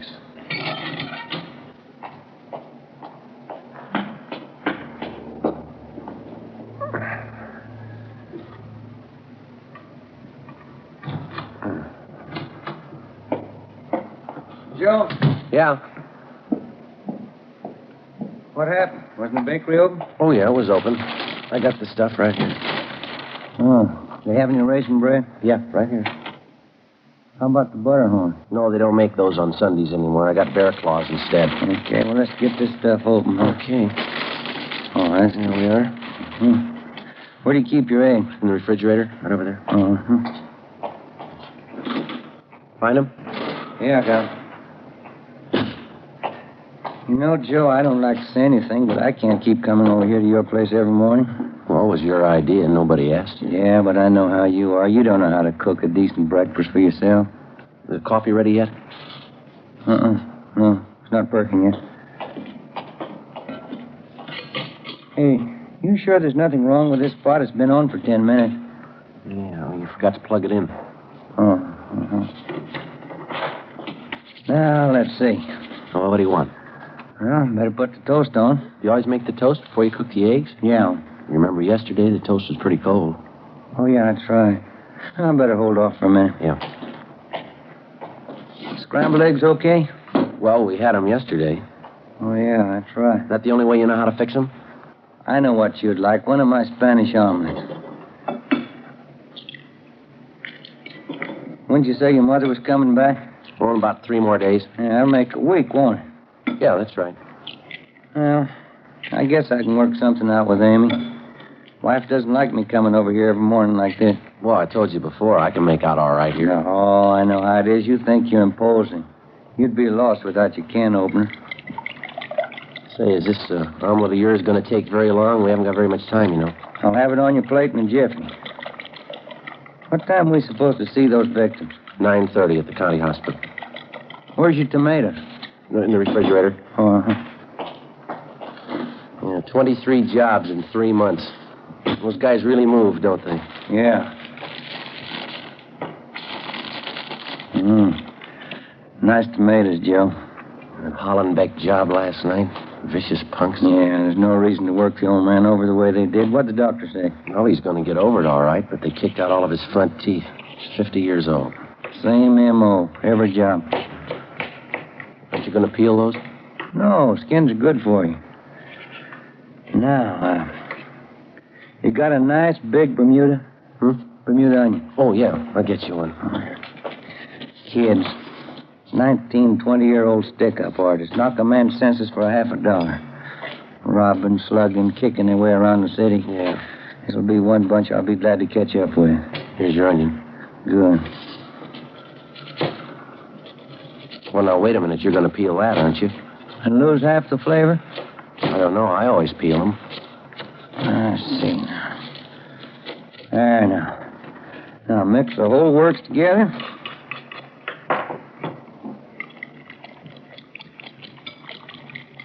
You going to put it in that pan on the stove there? Yes, sir. Looks pretty hot, doesn't it? It's smoking. Joe, that's the way you cook a Spanish omelet. Hot fire and fast. Now, into the pan. The whole trick in making a good Spanish omelet is you got to work fast.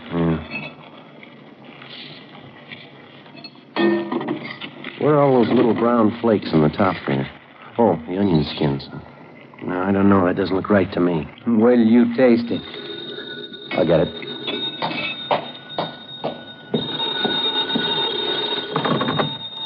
Friday talking. Elton Young, Joe. Romero there with you? Yeah, he's here. You two are supposed to see those robbery victims at the county hospital this morning, aren't you? Yeah, at 9:30. Cancel that out. Gonzalez and Powers are covering on that. Yeah, how come? Just got the call. South Grand and Colonial, 211 and slugging. Same description. Looks like the Kid Bandits. All right, we'll get right on it. It's a newsstand near the corner. Right. Bye. Look at that, Joe. I just took it out of the pan. Yeah. Best Spanish omelet I ever made. That's too bad. We're not going to have time to eat it. 8:55 a.m. We left the house and drove to the scene of the holdup, one door from the corner of South Grand and Colonial Avenue. The victims were Mr. and Mrs. John Wilden, proprietors of a small newspaper and soft drink stand just off the intersection. Mrs. Wilden was being carried to a waiting ambulance when we got there. She was unconscious. From her forehead to her chin, her face was a swollen mass of welts. Her nose had been broken, and she had fractures of the jaw and cheekbone. Her husband, John Wilden, age 56, had a single bruise on his forehead over his left eye. We questioned him after the ambulance attendants gave him first aid. His description of the holdup men tallied almost perfectly. One was a redhead, other one had dark hair, both about the same height. I'd say they're as tall as you are, officer. Matches, Joe. Kid Bandits. Yeah. Had you ever seen either one of these men before, Mr. Wilden, around the neighborhood, maybe? No, never did. I don't know why they picked on Madeline and me for a holdup. We'd never been robbed before. We just got this little hole in the wall here. I don't see how it could look worthwhile to any crook. You usually open up this early on Sunday morning? Oh, yeah, Sunday's one of our big days. You see, we handle all the Sunday papers. You get our big trade from the people going to church up the street there. St. Joseph's? Yes, sir, I see. After the church lets out, most of the people head down this way, pick up their Sunday papers. We sell about 15, 20 papers after every Mass. It's a nice little business, you know. We close up after 12:15. Well, when did the holdup take place? Can you remember that, sir? Well, I'd say 8:30, a few minutes after. I went down to the Athens Cafe down the street there. I wanted to get some change. I left Madeline here to handle the counter. Madeline, that's my wife. Yes, sir. And when I got back, she wasn't behind the counter.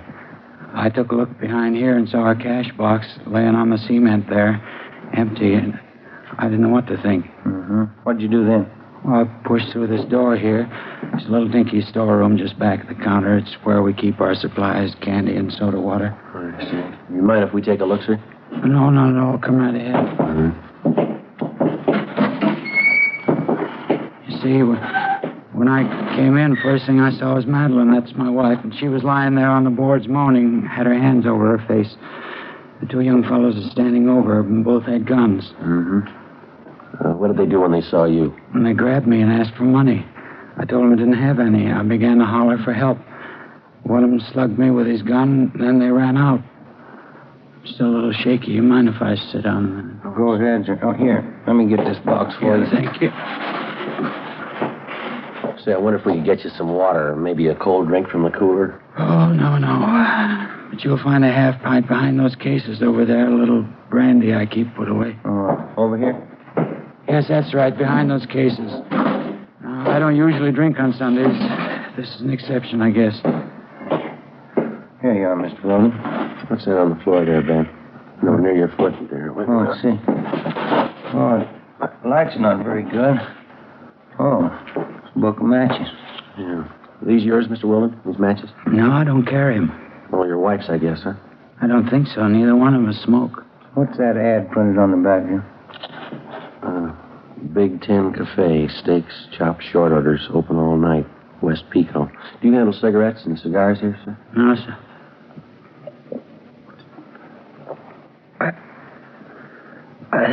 Candy, soft drinks, newspapers, that's all. Inside of the matchbook cover, Joe. Some scribbling on it. George Bell, S. Cameron, 5th and Alameda. Do you recognize this at all, Mr. Weldon? Big Ten Cafe. No, I've never been there. Now, how about the names here, inside the cover? George Bell, S. Cameron.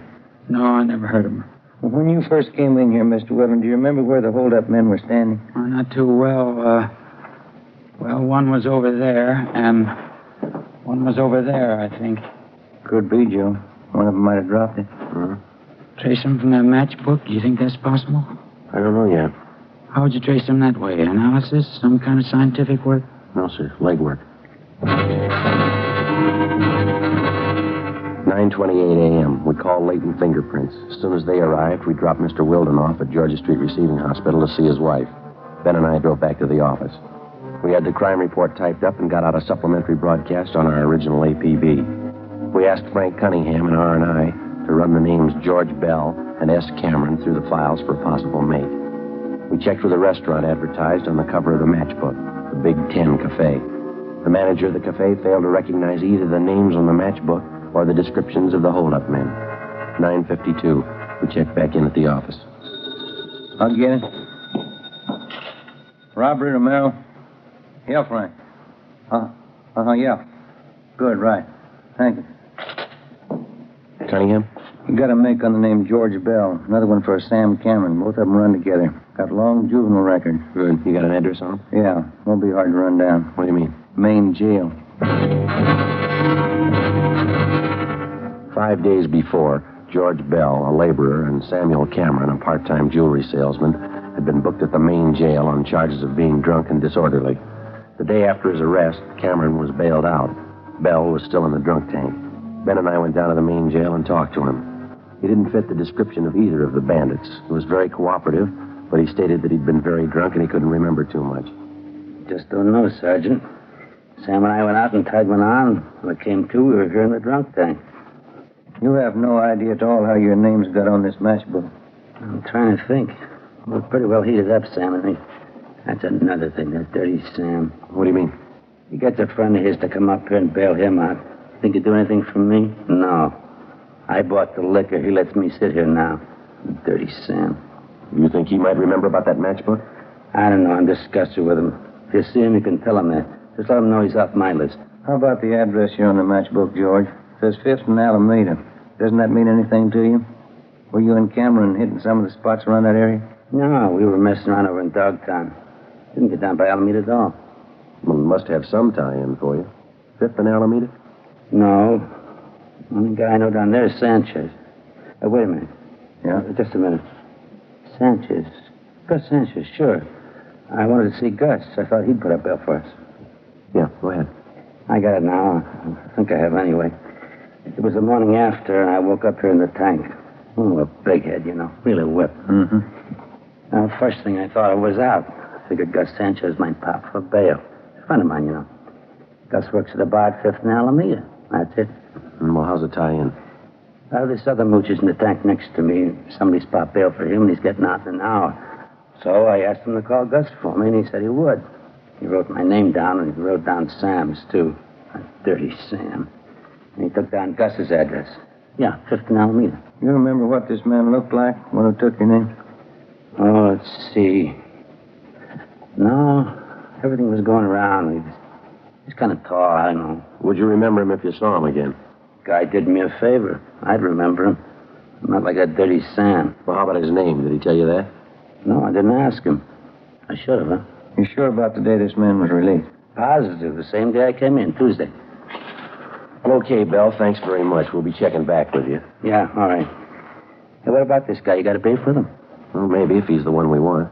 Yeah, what'd he do? He lost his matches. Ben and I left the drunk tank and went down the hall to check with the officer in charge. We paged through the release book and found that 7 men had been bailed out or discharged from the jail on the previous Tuesday. We went back to the record bureau and had them pull the mug shots on all 7 men. Then we took the pictures back to the drunk tank and showed them to George Bell. No.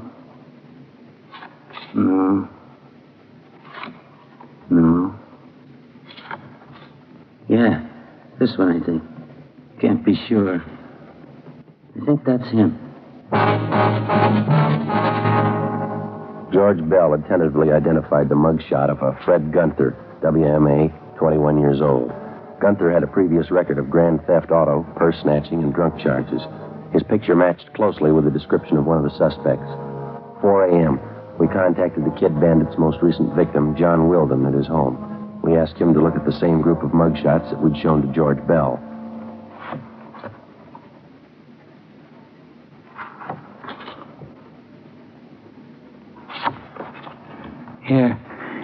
Here's one of them. You sure, Mr. Wilden? He's the one who slugged me. Who is he? His name's Fred Guenther. Oh, then you know him. You want me to identify him? Yes, sir, when we find him.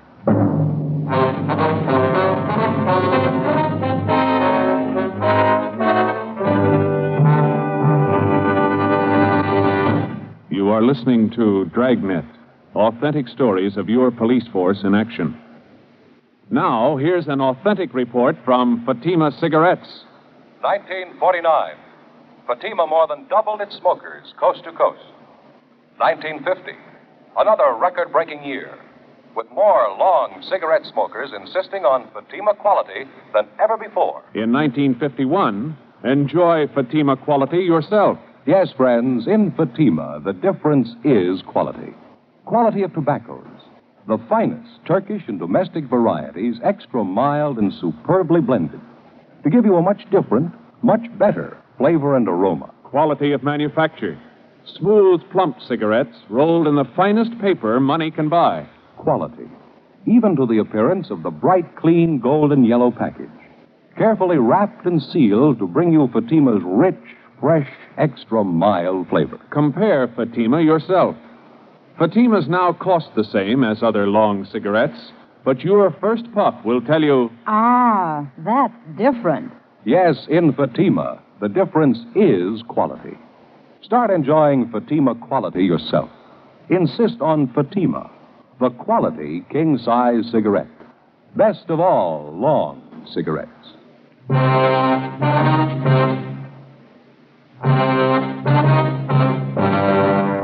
Monday, March 4th, 9 a.m. We checked out the suspect, Fred Guenther. No trace of him at any of his previous addresses. We began checking with the other victims of the Kid Bandits. After a day and a half of legwork, we sat down and figured up the results. More than 2/3 of the victims definitely tabbed Guenther as one of the hold-up men. The next step was the record bureau. We had them pull the packages on every one of Guenther's known friends and associates. There were more than 30 of them. We had mugshots pulled on each one of them and made the rounds of the victims for the second time. Approximately half of the victims had singled out one picture as that of Guenther's partner in the holdups. We pulled the package on the man and checked his mama sheet. His name was Harold Reimers, WMA, age 19. Previous record included car stripping and one charge ADW, no conviction. Friday, March 8th. We continued our check of the friends and associates known to the two suspects, Guenther and Reimers. We got nowhere. 2 weeks passed. On March 23rd, we got a tip from an informant about a girlfriend of Fred Guenther's, a vocalist working at a downtown dance hall during intermissions. Long haul. Yeah, one more flight. Mm-hmm. Climb 4 flights of stairs and then they expect you to dance. Well, I guess this is it. Yeah, come on. Big enough floor, huh? Well, it shows a little wear. Place has been here for years. Look at those walls and that ceiling. Sure could use a fresh coat of paint. Is her name Stanley, is that right? Yeah, that's it.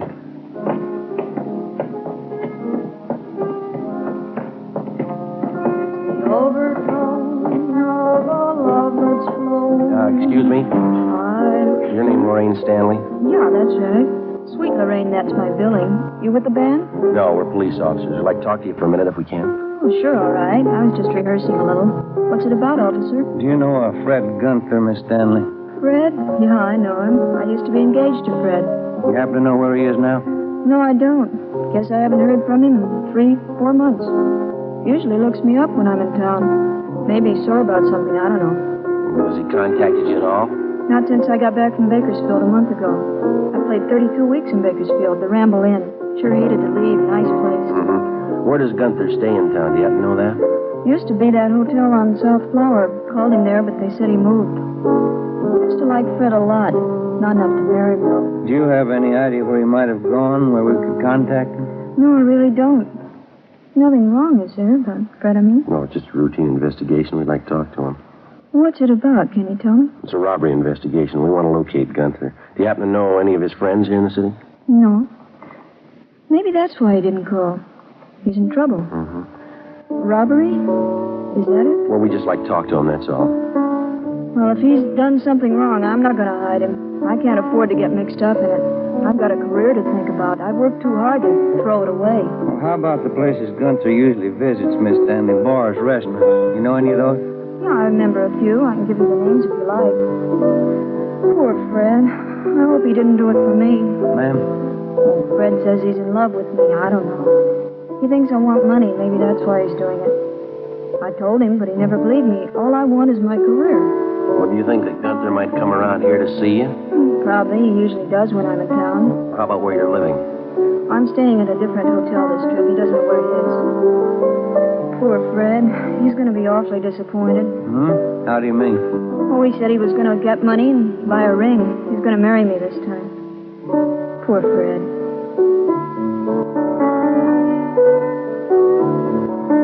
This is my new theme, officers. You like it? Uh-huh. Just one more thing, Miss Stanley. If Guenther contacts you by phone, will you be sure and let us know? All right, I'll do that. Sure, beautiful theme, isn't it? Piano player in Bakersfield, he wrote it for me. Beautiful. Yes, ma'am. I hope Fred understands. I don't want to hurt him, but I can't marry him. How do I make him understand?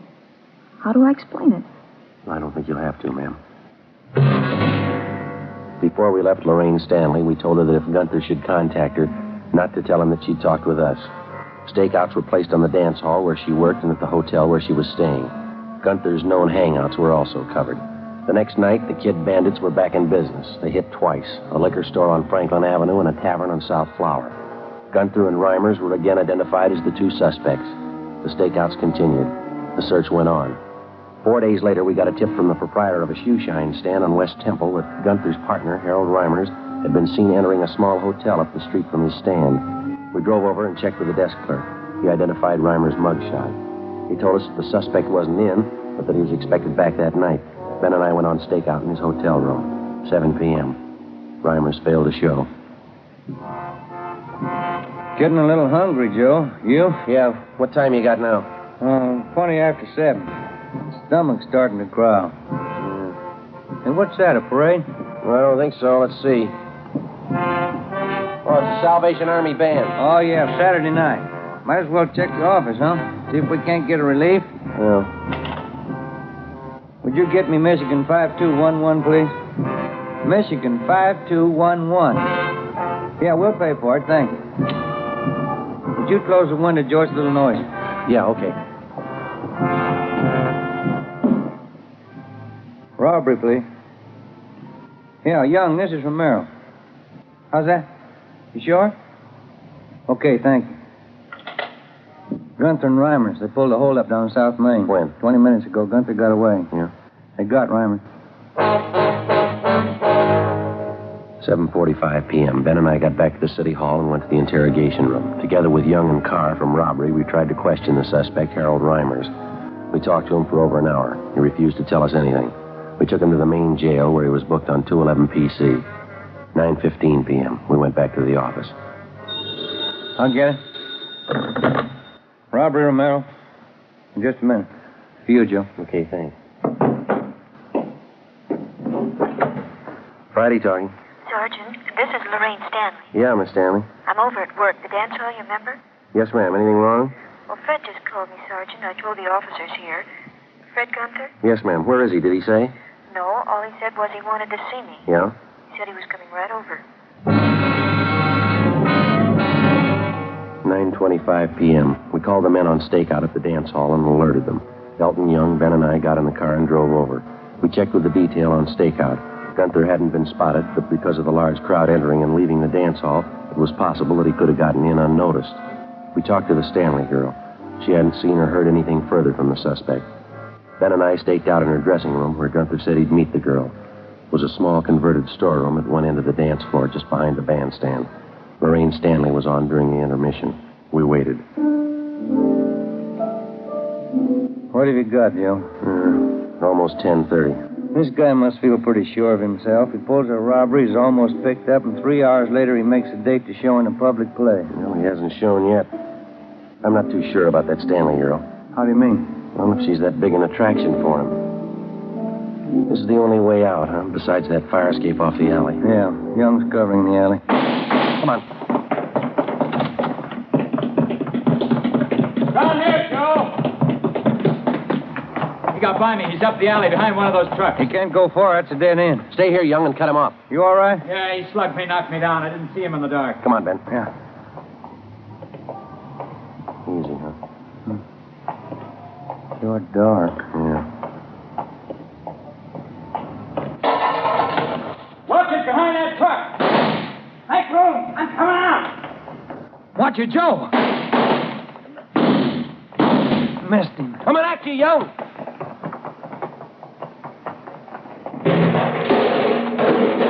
Don't shoot. Don't shoot. All right, stand still. You want to stay with him, Young? We'll call in. Yeah, right. Closest place, that little cafe off the alley to the left. Thanks. Come on, Ben. Yeah. Right here, dear. Yeah, I guess they got a phone inside. Come on. Wait a minute. As soon as we get Guenther downtown, we're going to come right back here. What for? Take a look at that fry cook in the window there. Yeah, what about him? That fella makes a Spanish omelet exactly like I do.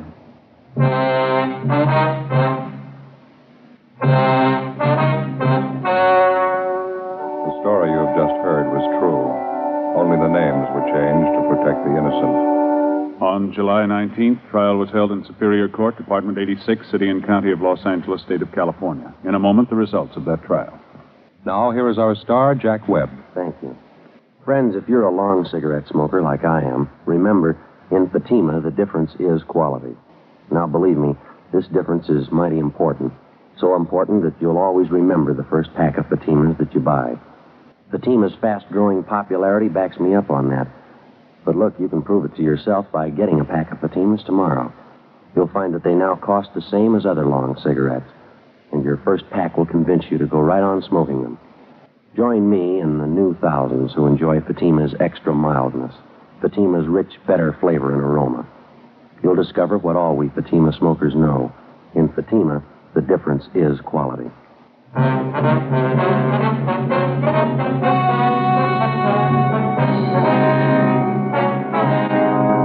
Fred Guenther and Harold Reimers were tried and convicted on several counts of robbery and assault.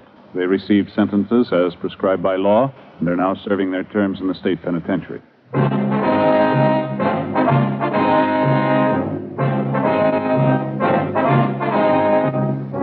You have just heard Dragnet, a series of authentic cases from official files.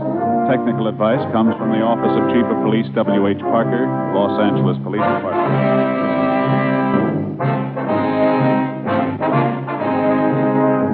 Fatima Cigarettes, best of all long cigarettes, has brought you Dragnet, portions transcribed from Los Angeles.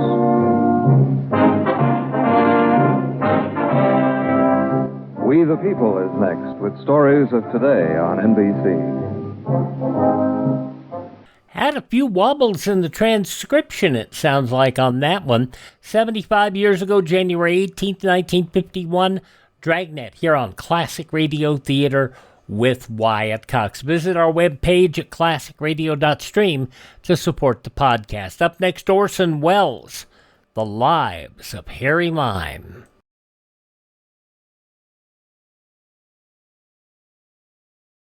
Civil defense is common sense. This is Pat Boone. In case of enemy attack, you must know your warning signals. A steady blast of 3 to 5 minutes means tune your radio dial to 640 or 1240. A 3-minute wavering tone or a series of short blasts, take cover immediately. Coming up next here, we're going to go back 74 years, January 18th, 1952. The first prequel, or at least the one that was ever acknowledged as such. The Third Man motion picture had already played in theaters across the world, and Harry Lime dies in The Third Man. Well, it seems that Harry Alan Towers got the rights to the character Harry Lime and recorded this whole series and created this series, The Lives of Harry Lime, before he got killed. Let's listen to this episode from 74 years ago, January 18th, 1952, as Harry is suffering from, or perpetrating, the double cross.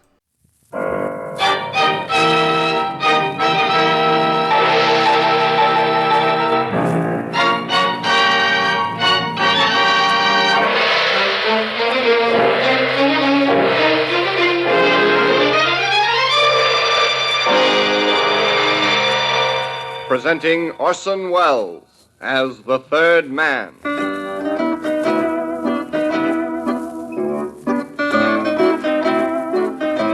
The Lives of Harry Lime, the fabulous stories of the immortal character originally created in the motion picture The Third Man, with zither music by Anton Karas.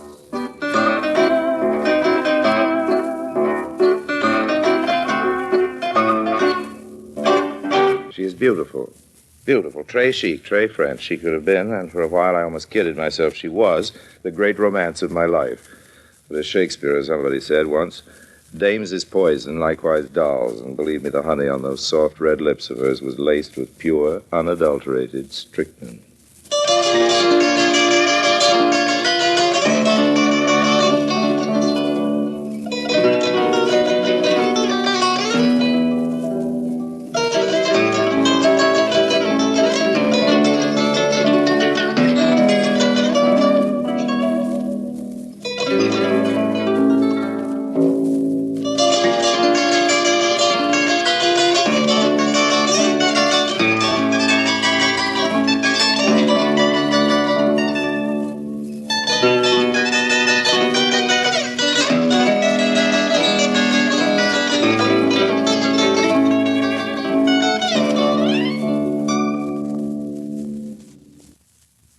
And now, Orson Welles as Harry Lime, the Third Man, in today's story, The Double Cross.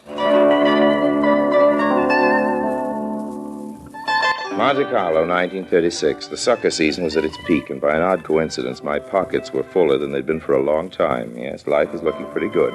But even at that, not half so good as the liquorous-eyed brunette I found sitting next to me at the casino one night.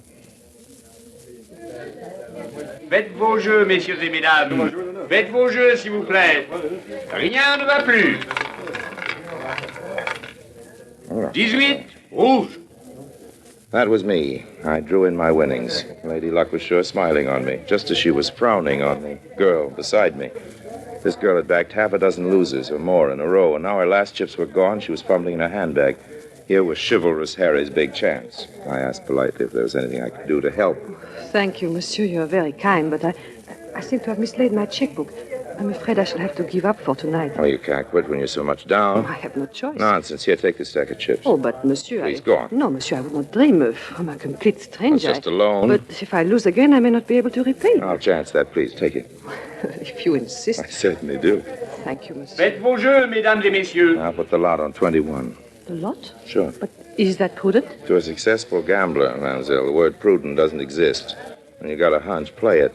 Play it hard. And you have a hunch about 21? Yeah, I have. Maybe I'm in your hands. I do as you say. There. Good. Faites vos jeux, s'il vous plaît. Rien ne va plus. Numéro 21. Rouge. I have won. What did I tell you? Oh, you must be very lucky, monsieur. I'm beginning to think I am. What shall I choose this time? This time, let's see, 17. All right, 17.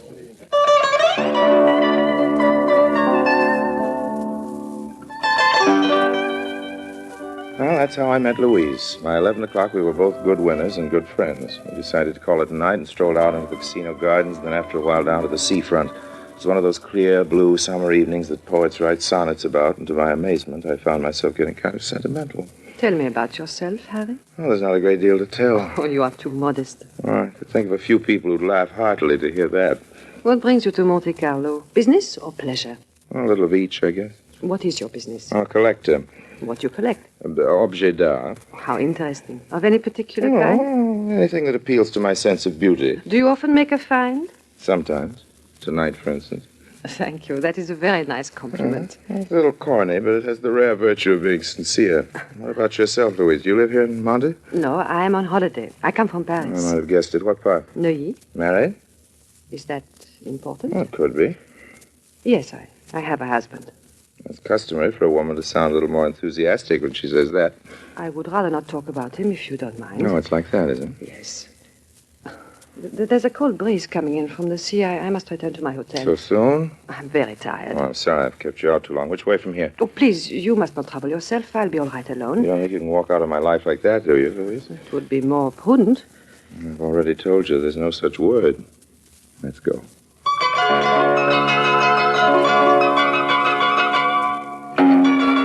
I'm not the sort of guy who won't take a chance, but usually if there's one thing I steer clear of, it's jealous husbands. Yet tonight, somehow, it was different. I felt sort of reckless.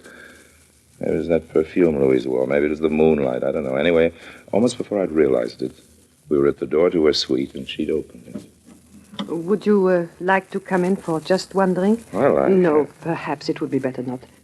Good night, Harry. Well, when am I going to see you again? I don't know. I think perhaps I will return to Paris tomorrow. Why? It would be wise. Oh, no, you mustn't. But You can't just part. We can't. You mustn't go away like this. Why, Louise, you're crying. It's nothing. Nothing at all. I guess I will have that drink after all. Oh, no, Harry, please. You did ask me, you know. After you. You will find cigarettes in that box. Thanks. What would you like? Champagne? I don't care. Listen, Louise, you and I have got to talk this thing out. Oh, there's nothing to be said. You bet there is plenty. You realize what's happened, don't you? Will you open this bottle, please? Sure. Shall I pour? If you please. Here are the glasses. What has happened, Harry? I don't know. Guess we've fallen in love. No. Yes. But it is impossible. Why? We're strangers. 3 hours ago, we'd never spoken to each other. What can happen in 3 hours? Oh, even now, we know nothing of each other. Nothing whatever beyond our Christian names. So what?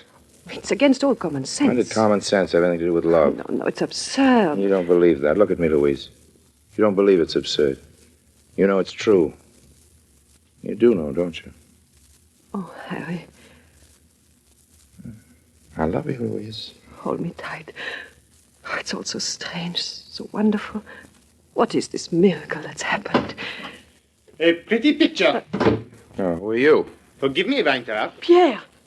You've got a nerve bursting in like this. Indeed, monsieur. You know this guy, Louise? Oh, yes, she knows me quite well. Tell him who I am, Louise. He is... Go on. Do not keep the gentleman in suspense. He is my husband. What? You didn't tell me he was here in Monte. A regrettable oversight, I'm sure. I'm sorry, Harry. I have no doubt the gentleman is sorry, too. The point is, what is to be done about it? Well, naturally, I apologize, That is very generous of you. And I assure you, your wife is altogether blameless in this little affair. Oh, you Americans are so gallant. And now, if you'll excuse me. Not so fast, monsieur. There is much to be said yet. Oh? What, for instance? This may be just a passing incident to you, but does it not occur to you that you have ruined my whole life? I don't get you. You make love to my wife. I've always Well, believed I her wouldn't faithful say to me, that. but now you kill my trust in her. You destroy the whole fabric of our marriage. Oh, now, look here. If you were a gentleman, the least you could do would be to offer some compensation for the harm you have done. What kind of compensation? Let us say 200,000 francs.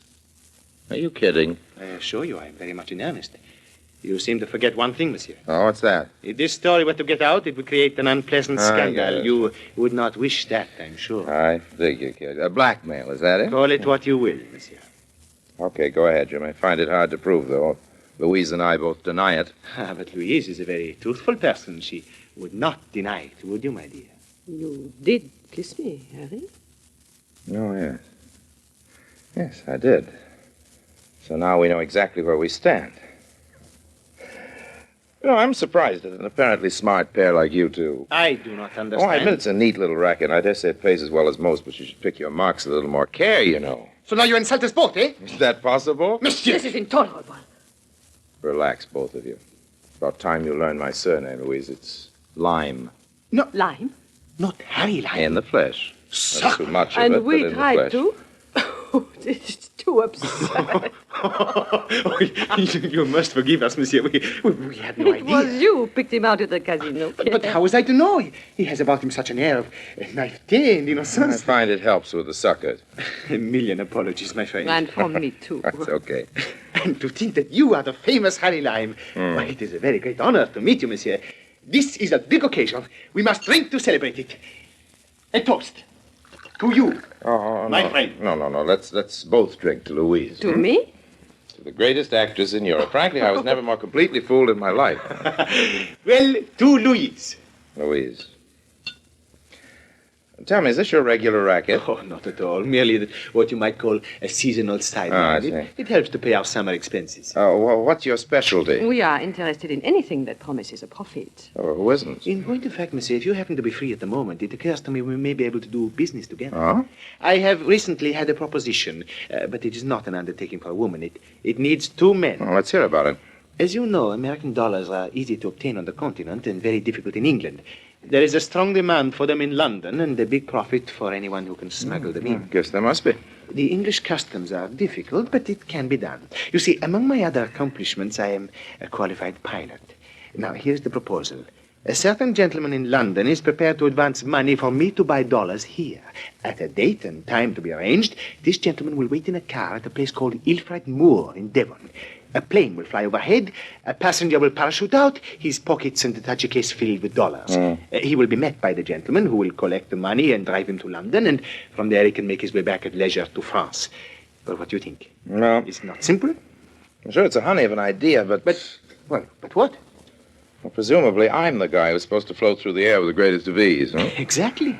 Well, that's not so good. You are not afraid, Harry? Well, not at all, but I prefer my neck the way it is, unbroken. It is true there is an element of danger, but it is very slight. Surely it's a small risk to take for 1,000 pounds. 1,000 pounds? Uh-huh. You say that's much? 1,000 pounds? Oh, but yes. And what is more, if the first venture succeeds, there will almost certainly be others. Oh, that's different. Then it is a bargain? Okay. When do we start?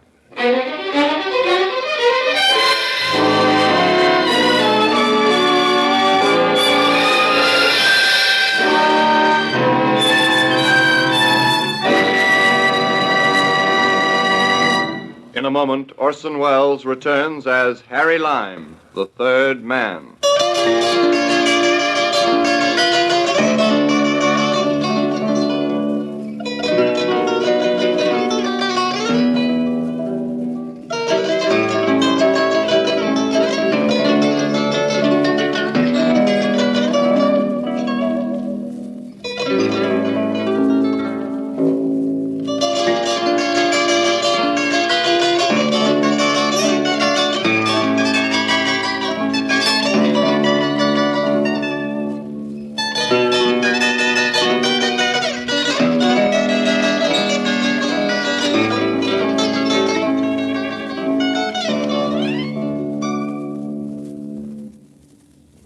And now, Orson Welles as Harry Lime, the third man, continues in today's story, The Double Cross.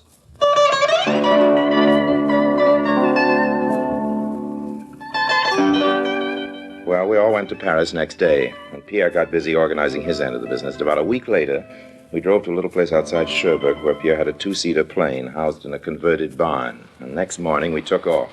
As we crossed the English coast near Torquay, Pierre handed me a number of bundles, carefully wrapped, tied, and sealed, and I filled my pockets and stuffed the overflow into a small leather case.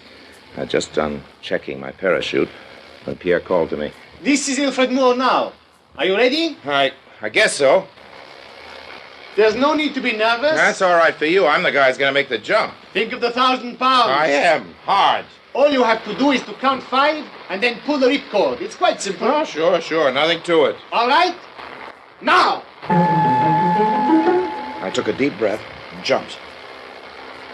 1, 2, 3, 4, 5. The funny part is he was right. It was quite simple. In fact, it was kind of fun floating around the sky, seeing the earth drift up gradually to meet you. As I landed and slipped off my harness, a couple of guys stepped forward from behind a clump of bushes. Are you from Pierre? That's right. I'm Robert Brand. This is my assistant, Jerry. I'm glad to know you both. You've got the stuff? You don't figure I made that jump for the fun of it, do you? Have you got the stuff? Sure. Come on, you can pass it over and I'll check it in the car. Gather up this parachute, Jerry. We'll get going. Yes, sir.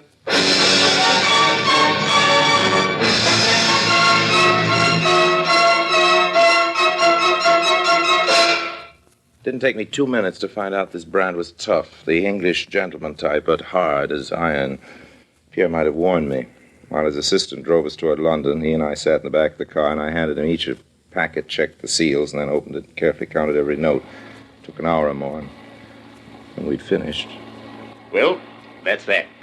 Everything in order, Mr. Brand? Yes? You're not exactly the trustful type, are you? No.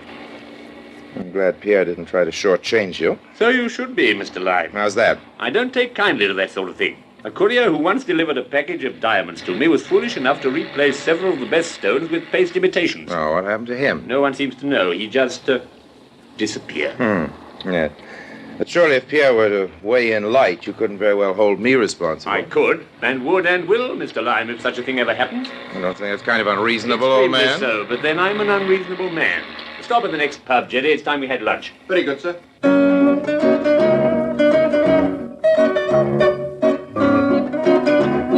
Back in Paris, a couple of days later, I told Pierre of our amiable little conversation in the car. I would not take too much notice if I were you. That's the sort of thing a guy does take notice of if he's wise, old man. Lots of people like to talk that way. Well, maybe, but this one wasn't kidding. In any case, what is there to worry about? Why wouldn't I worry? Well, you've got to make one mistake, and I'm for it, old man. I do not make mistakes. Well, if you don't want to have a look for a new parachutist, you'd better not. That's all. In the next 3 months, I made 2 more parachute jumps, and each time I had the doubtful pleasure of the company of Mr. Brand on the way back to London. I can't say I warmed to him as I got to know him better. Meanwhile, in Paris, things were becoming a little complicated. Louise and I were seeing a lot of each other, and suddenly I realized she really was carrying a torch for me. No kidding, and vice versa. Well, I mean, what could I do? Hardly be the act of a gentleman to ignore a thing like that, would it? Well, not to make a long story of it, Pierre went out one night on some kind of business, and there we were, alone, Louise and I. Harry, do you remember that night we met? Sure. I think of it often. It could have been a wonderful night. Well, it started out full of promise. You gave a swell performance, Louise. Do you still think I was only acting? Well, weren't you? From the moment you first spoke to me at the table, I knew this was going to be different. Different? There was such a warmth between us, such a natural sympathy. We were so much, how shall I put it, so much en rapport. You must have felt it yourself. Yeah, maybe I did a little. Only a little? Well, no, quite a lot. I knew what I had to do, and I hated myself for doing it. Even when we learned who you were, I hated having to pretend that what had happened between us meant nothing to me. I shall never forget that moment when you took me in your arms and we kissed. You know, Louise, if we're wise, we'll change this conversation to it's sweet. Do you want to be wise, Harry? No, not particularly, but... But what? What about Pierre? I care less than nothing for Pierre. He's your husband, little It girl. is you I love. You alone. You shouldn't say that. Oh, why not? It's true. I'm proud to say it. Yes, but... And you love me too, don't you?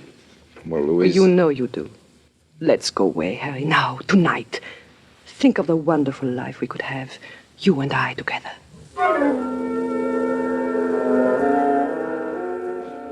She was lovelier than ever, a half-light.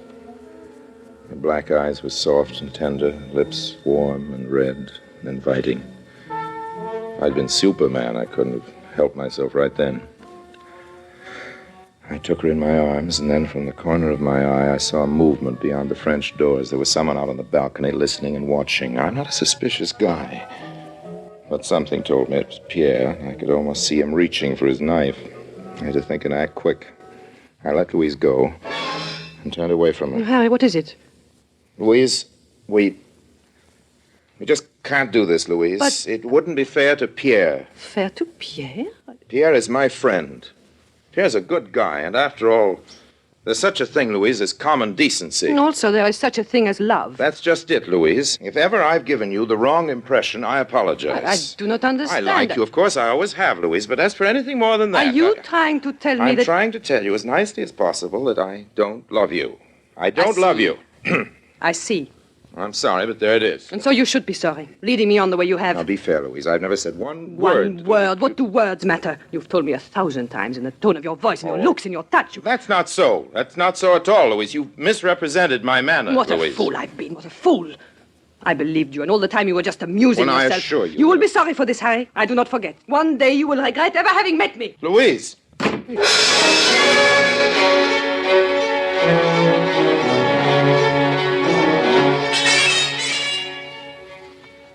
The guy who first said that about hell having no fury like a woman's scorn knew what he was talking about. If I'd been wise, I'd have got out from under right then. But in the next couple of days, though Louise kept out of sight, Pierre seemed even more friendly than usual.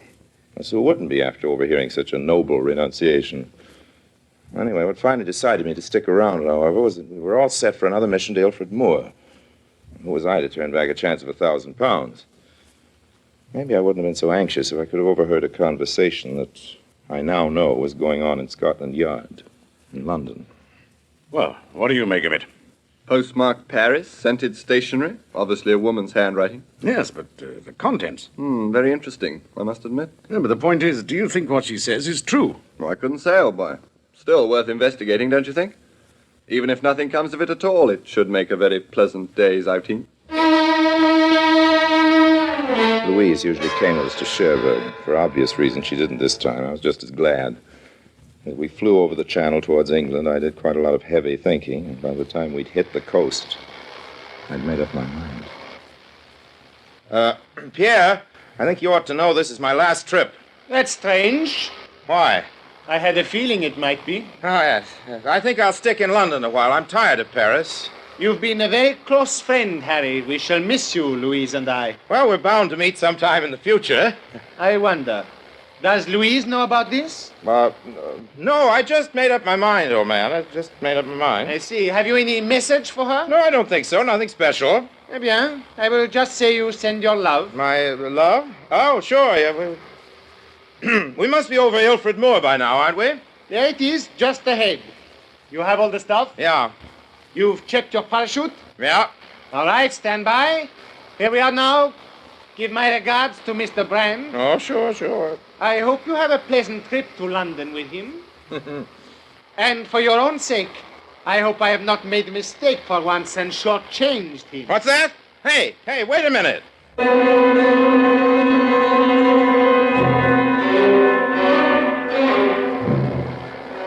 It was too late. I'd been on the brink, and as I spoke, Pierre lunged forward and shoved me in the chest. And as I topped backward into space, I could see that he was smiling. And it wasn't a friendly smile. Oh, it seemed hours while I floated down. Well, why should I have any special reason for wanting to land? I knew by now exactly what would be waiting for me. My feet touched earth at last. It was a bad landing. I skidded and rolled over, and by the time I'd freed myself, there were two guys standing over me. This is it, I said to myself. I looked up. They weren't Brad and his assistant at all. The two fellows I'd never seen. Mr. Harry Lime? Yes? We're from Scotland Yard. Oh. Oh, well, how do you do? You're kind of off your beat, aren't you? We would advise that you might choose this rather unconventional way of visiting England. Advised?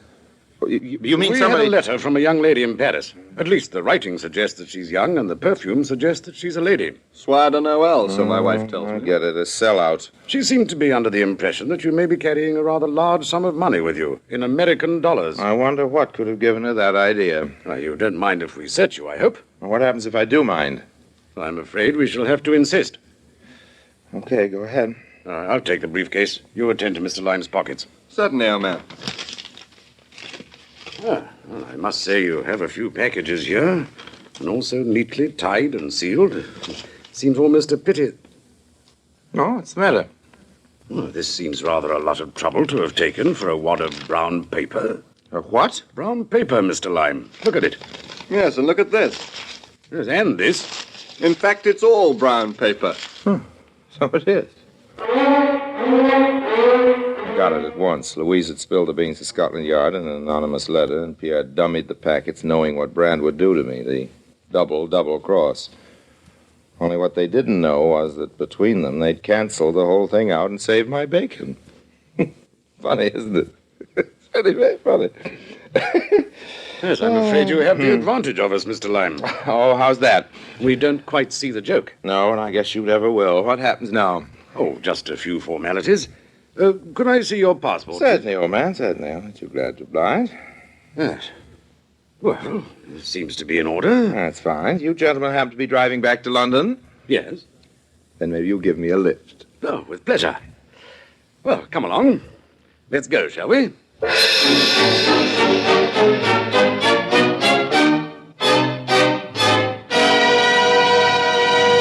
Harry Lime returns in just a moment.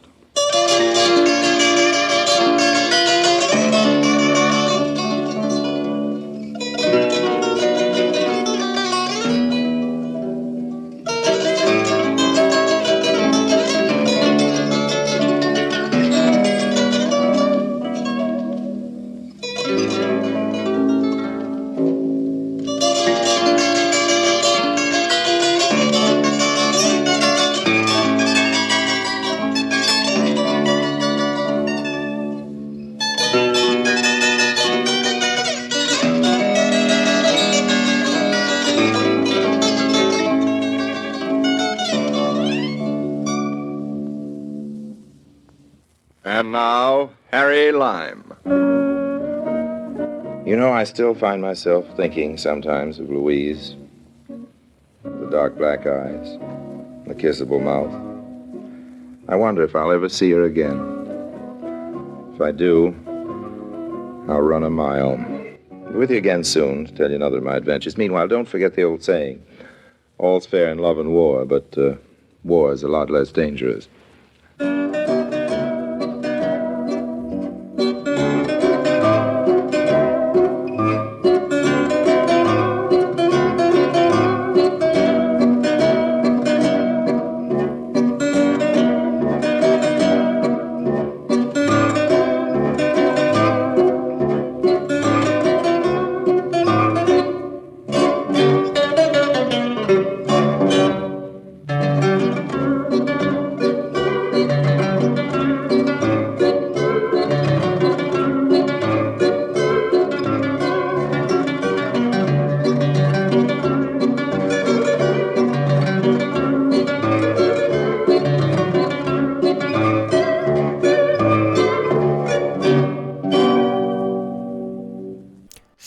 Years ago, January 18, 1952, The Lives of Harry Lime on Classic Radio Theater with Wyatt Cox. We'll go to Wistful Vista next.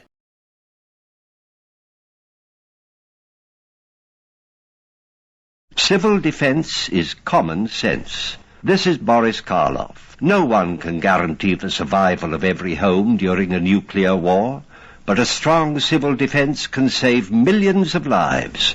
Make sure that yours is one of them.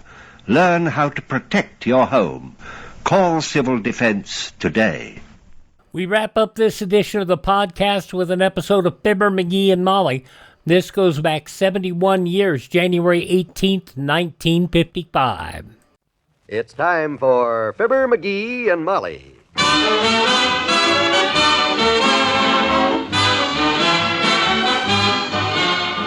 Sundays through Thursdays, NBC brings you Fibber, McGee, and Molly transcribed. The show is written by Phil Leslie and Len Levinson and directed by Max Hutto.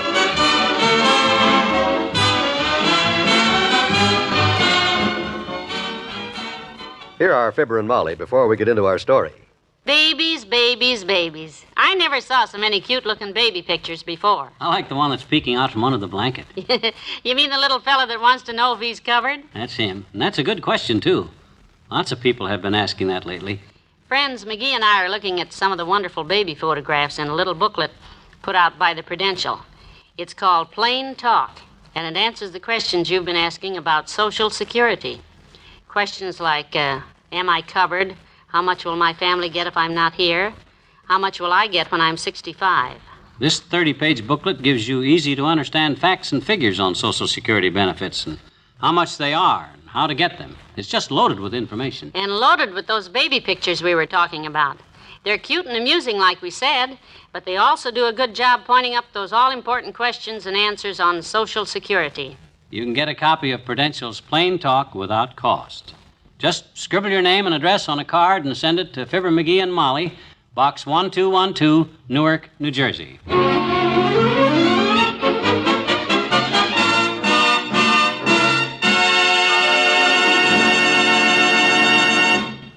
For a week now, Fibber, McGee, and Molly and Dr. Gamble have been on a reducing diet, all eating the same quantities of the same non-fattening foods.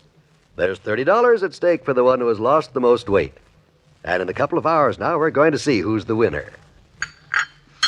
Well, that takes care of lunch. That's the last time I got to do without cream in my coffee. I've gotten so I like it that way. Me too. Well, we'll find out who's lost the most weight when we get down to Dr. Gamble's office.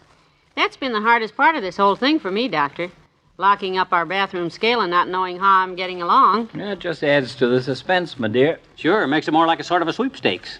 Boy, would I like to sweep a steak into my molars right now. I could... Say, I never thought of it till now, but I could have put a little steak on that diet of ours. Lean steak. Oh, now he tells me. Yeah. As the governor of New York says to the governor of Pennsylvania, oh, fine. Don't you get it, kids? Look, the governor of Pennsylvania's name is John Fine, Governor Fine. When the New York governor says, oh, fine... Ain't funny, McGee. Oh, well, at least it's topical. Current events. It's not even current. Pennsylvania elected a new governor last November. So did New York. Which governor did you mean, the old governor or the new governor? Oh, skip it. Sorry I brought it up. Besides, if we're all going to be at Doc's office at 2 o'clock for the weigh-in, I got no time to fool around. Where are you going? Going out and do a little road work. Just to build up a little more lead on you two. Drop a little more weight. Make the $30 a lead pipe cinch. Getting worried, are you? You'll see after I trot around the block a few times. Well, I'll meet you down there, Molly. You take the car, okay? Good luck. I dream of Jeannie with the hash brown potatoes. Hey, hi. Oh. Hi. Hi, Teeny. Well, glad to see you. What's new? Tom, Dick, and Harry. Hmm? I say Tom, Dick, and Harry. They're new, I'll betcha. Oh. My dog Margaret, he had kittens yesterday, so we named them Tom, Dick, and Harry. No. Just a minute, sis. Dogs don't have kittens. Oh, Margaret did, I betcha. What? He had 3 little kittens up a tree, and he wouldn't let them down, and I got them down, and we named them Tom, Dick, and Harry. Okay. Skip it.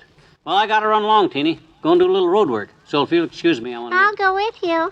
I don't have to be back at school till 1 o'clock. No, I don't think you'll like this, Teeny. I'm going to do a fast trot for about 1.5 miles and... Well, you just set the pace, mister. Set the pace. Not too fast, though. I have to take 3 steps to your 1, and my little bitty short legs, they get tired.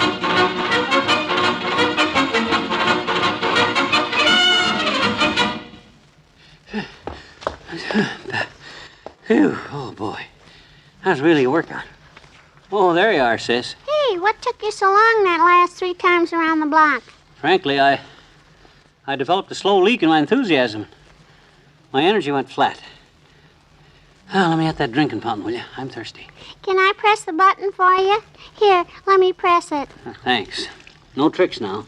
No, that's kid stuff. 3rd grade stuff. Gee, I can hardly wait till I get into the 3rd grade so I can do kid stuff. Hey, I'm not through yet. Oh, sorry. Thanks. Boy, you sure are thirsty. Keep pressing the button. I ain't finished yet. Sure. What'd you do all that fast trotting for, huh? Why did you do that, huh? Why did you? I'm in a weight taking off contest, Teeny. See how much weight I can lose. Oh? Now you can let go now. I'm through. Okay. Gee, you sure were thirsty. Yeah. Well, this weight taking off exercise sure dehydrates a guy. I bet I must have drunk a gallon of water just now, huh? Sure you did, I betcha. What's so hilarious about that? Do you know how much a gallon of water weighs, huh? Do you, huh? Huh? Wait. Oh, my gosh, how much? 8 pounds, that's how much. 8 pounds? Oh, no. Oh, my gosh. Well, around the block again, McGee.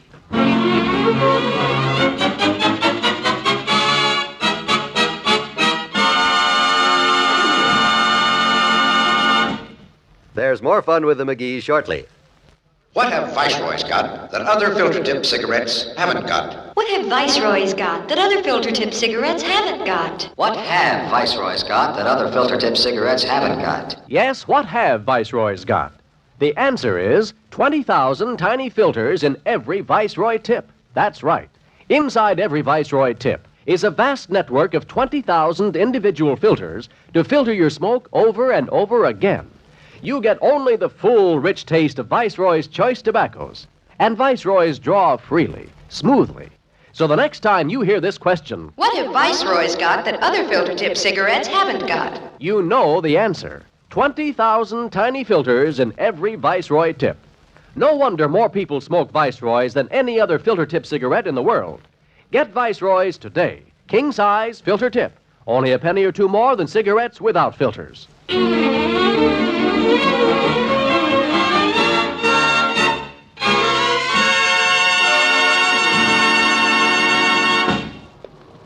5 to 2.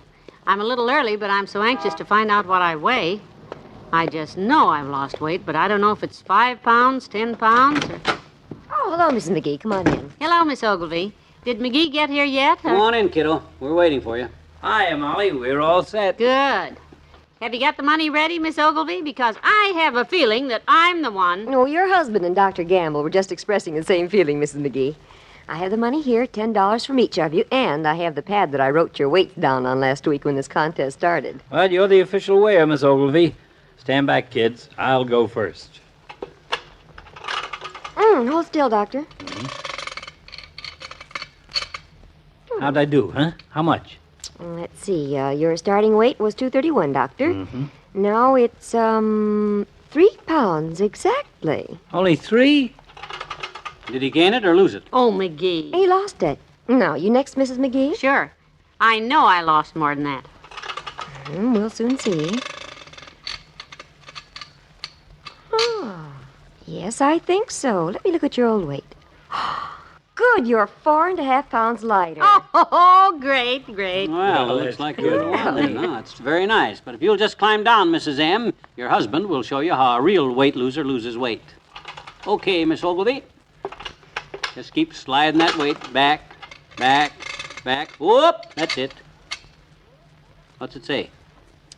Well, according to what you weighed last week and what you weigh now, you've lost 7.5 pounds. What? 7.5? I don't believe it. It was your own nurse that said it, Doctor. Yeah, I win. $30. I told you I'd slice it off, Fatso. Well, congratulations, McGee. 7.5 pounds. Yes, sir. Certainly don't show it, but you win. Boy, 30 simoleons. Well, you got it there, Miss Ogilvy, so let's have it. Well, I have the money here, Mr. McGee, but before we pay off, I think you should weigh yourself one more time. Huh? In just exactly the way you were last week when I weighed you the first time to start the contest. What do you mean? With this object in your hand so that I couldn't see it, you thought. What are you doing with the doorstop, Miss... Oh! Did McGee hold that doorstop when you weighed him before, Miss Ogilvy? Now, hold it. Don't jump to any conclusions. You hold it and climb back on that scale, Chisler. Oh, it was just a gag, Docky. I was going to tell you later. Oh, sure. After you'd spent the money. What's the scale say now, Miss Ogilvy? Well, the doorstop weighs 6 pounds, Doctor, so actually Mr. McGee lost just 1.5 pounds. Pound and a half, and after all my... Oh, my. Well, that leaves me the winner. Good for you. Pay her the money, Miss Ogilvy. Oh, well, actually, it was probably an accident, Mrs. McGee, but do you know that you were holding your purse under your arm when I weighed you last week, and you laid it on the desk there before I weighed you this time? Uh-oh. Well, let's keep everything fair and square, Miss Ogilvy. How much does the purse weigh? Well, I'll see. 3 pounds. Oh, and I just lost 1.5 pounds in a week. Tied with me. Well, I feel like a wasted week. And me, I feel like a $30 winner. Pay off, Miss Ogilvy, pay off. Well, come on. Well, let's have the 30. What are you standing there shaking your head like that for? Well, I happened to be passing your office, Doctor, before Mr. and Mrs. McGee got here, and I peeked. Oh? I don't know what you mean. Dr. Gamble, let's keep everything fair and square. What was the doctor doing before we got here? Unloading his pockets. Did you people ever see what a doctor carries around in his pockets? Uh-oh. Here, Doctor, I brought it all in for you. Reload. How about that? Slipped my mind. Will you look at the stuff? Bottles, prescription pads, stethoscope. I thought he looked a lot thinner standing on that scale just now than he did at breakfast this morning. He didn't look as lumpy as usual. Don't forget your blood pressure kit, Doctor. All right. I'm loaded. Now, let's see. What you got? Well, this is more like it. Doctor, you didn't lose 3 pounds. You only lost 1. Well, I'm afraid you've lost the bet, too. Yeah. Mr. and Mrs. McGee get to split it between them with 1.5 pounds apiece. How do you like that? They win after all. After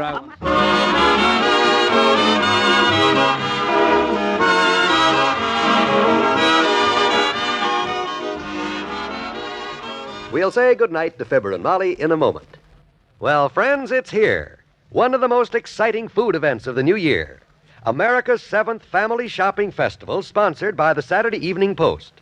Yes, all over the country beginning tomorrow, in both chain and independent grocery stores. Look for the bright red pennants proclaiming the Post's Family Shopping Festival and pointing the way to the favorite brands your family reads about in the pages of the Saturday Evening Post.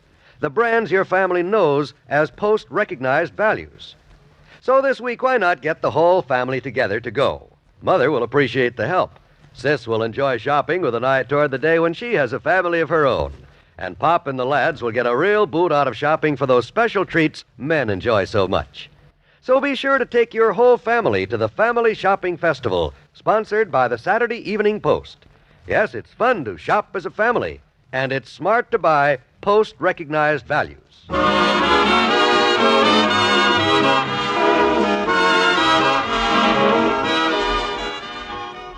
Well, let's split the winnings, Molly. Here you are. $5 for you and 5 for me. Thank you.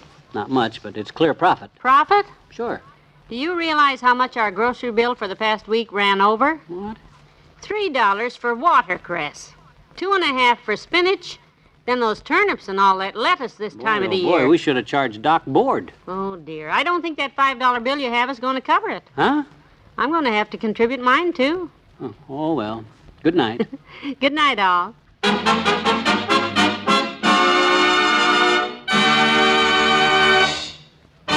Fibber McGee and Molly is an NBC Radio Network production transcribed, with Arthur Q. Bryan as Dr. Gamble and Marion Richmond as Miss Ogilvy. This is John Wald, hoping you can join us again tomorrow night for more nonsense with Fibber McGee and Molly.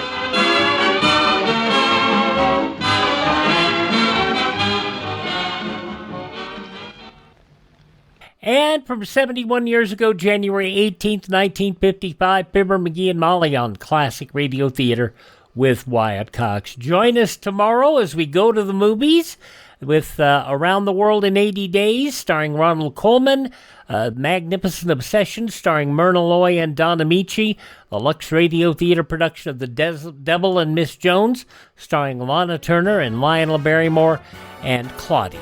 That's all coming up on our Monday program.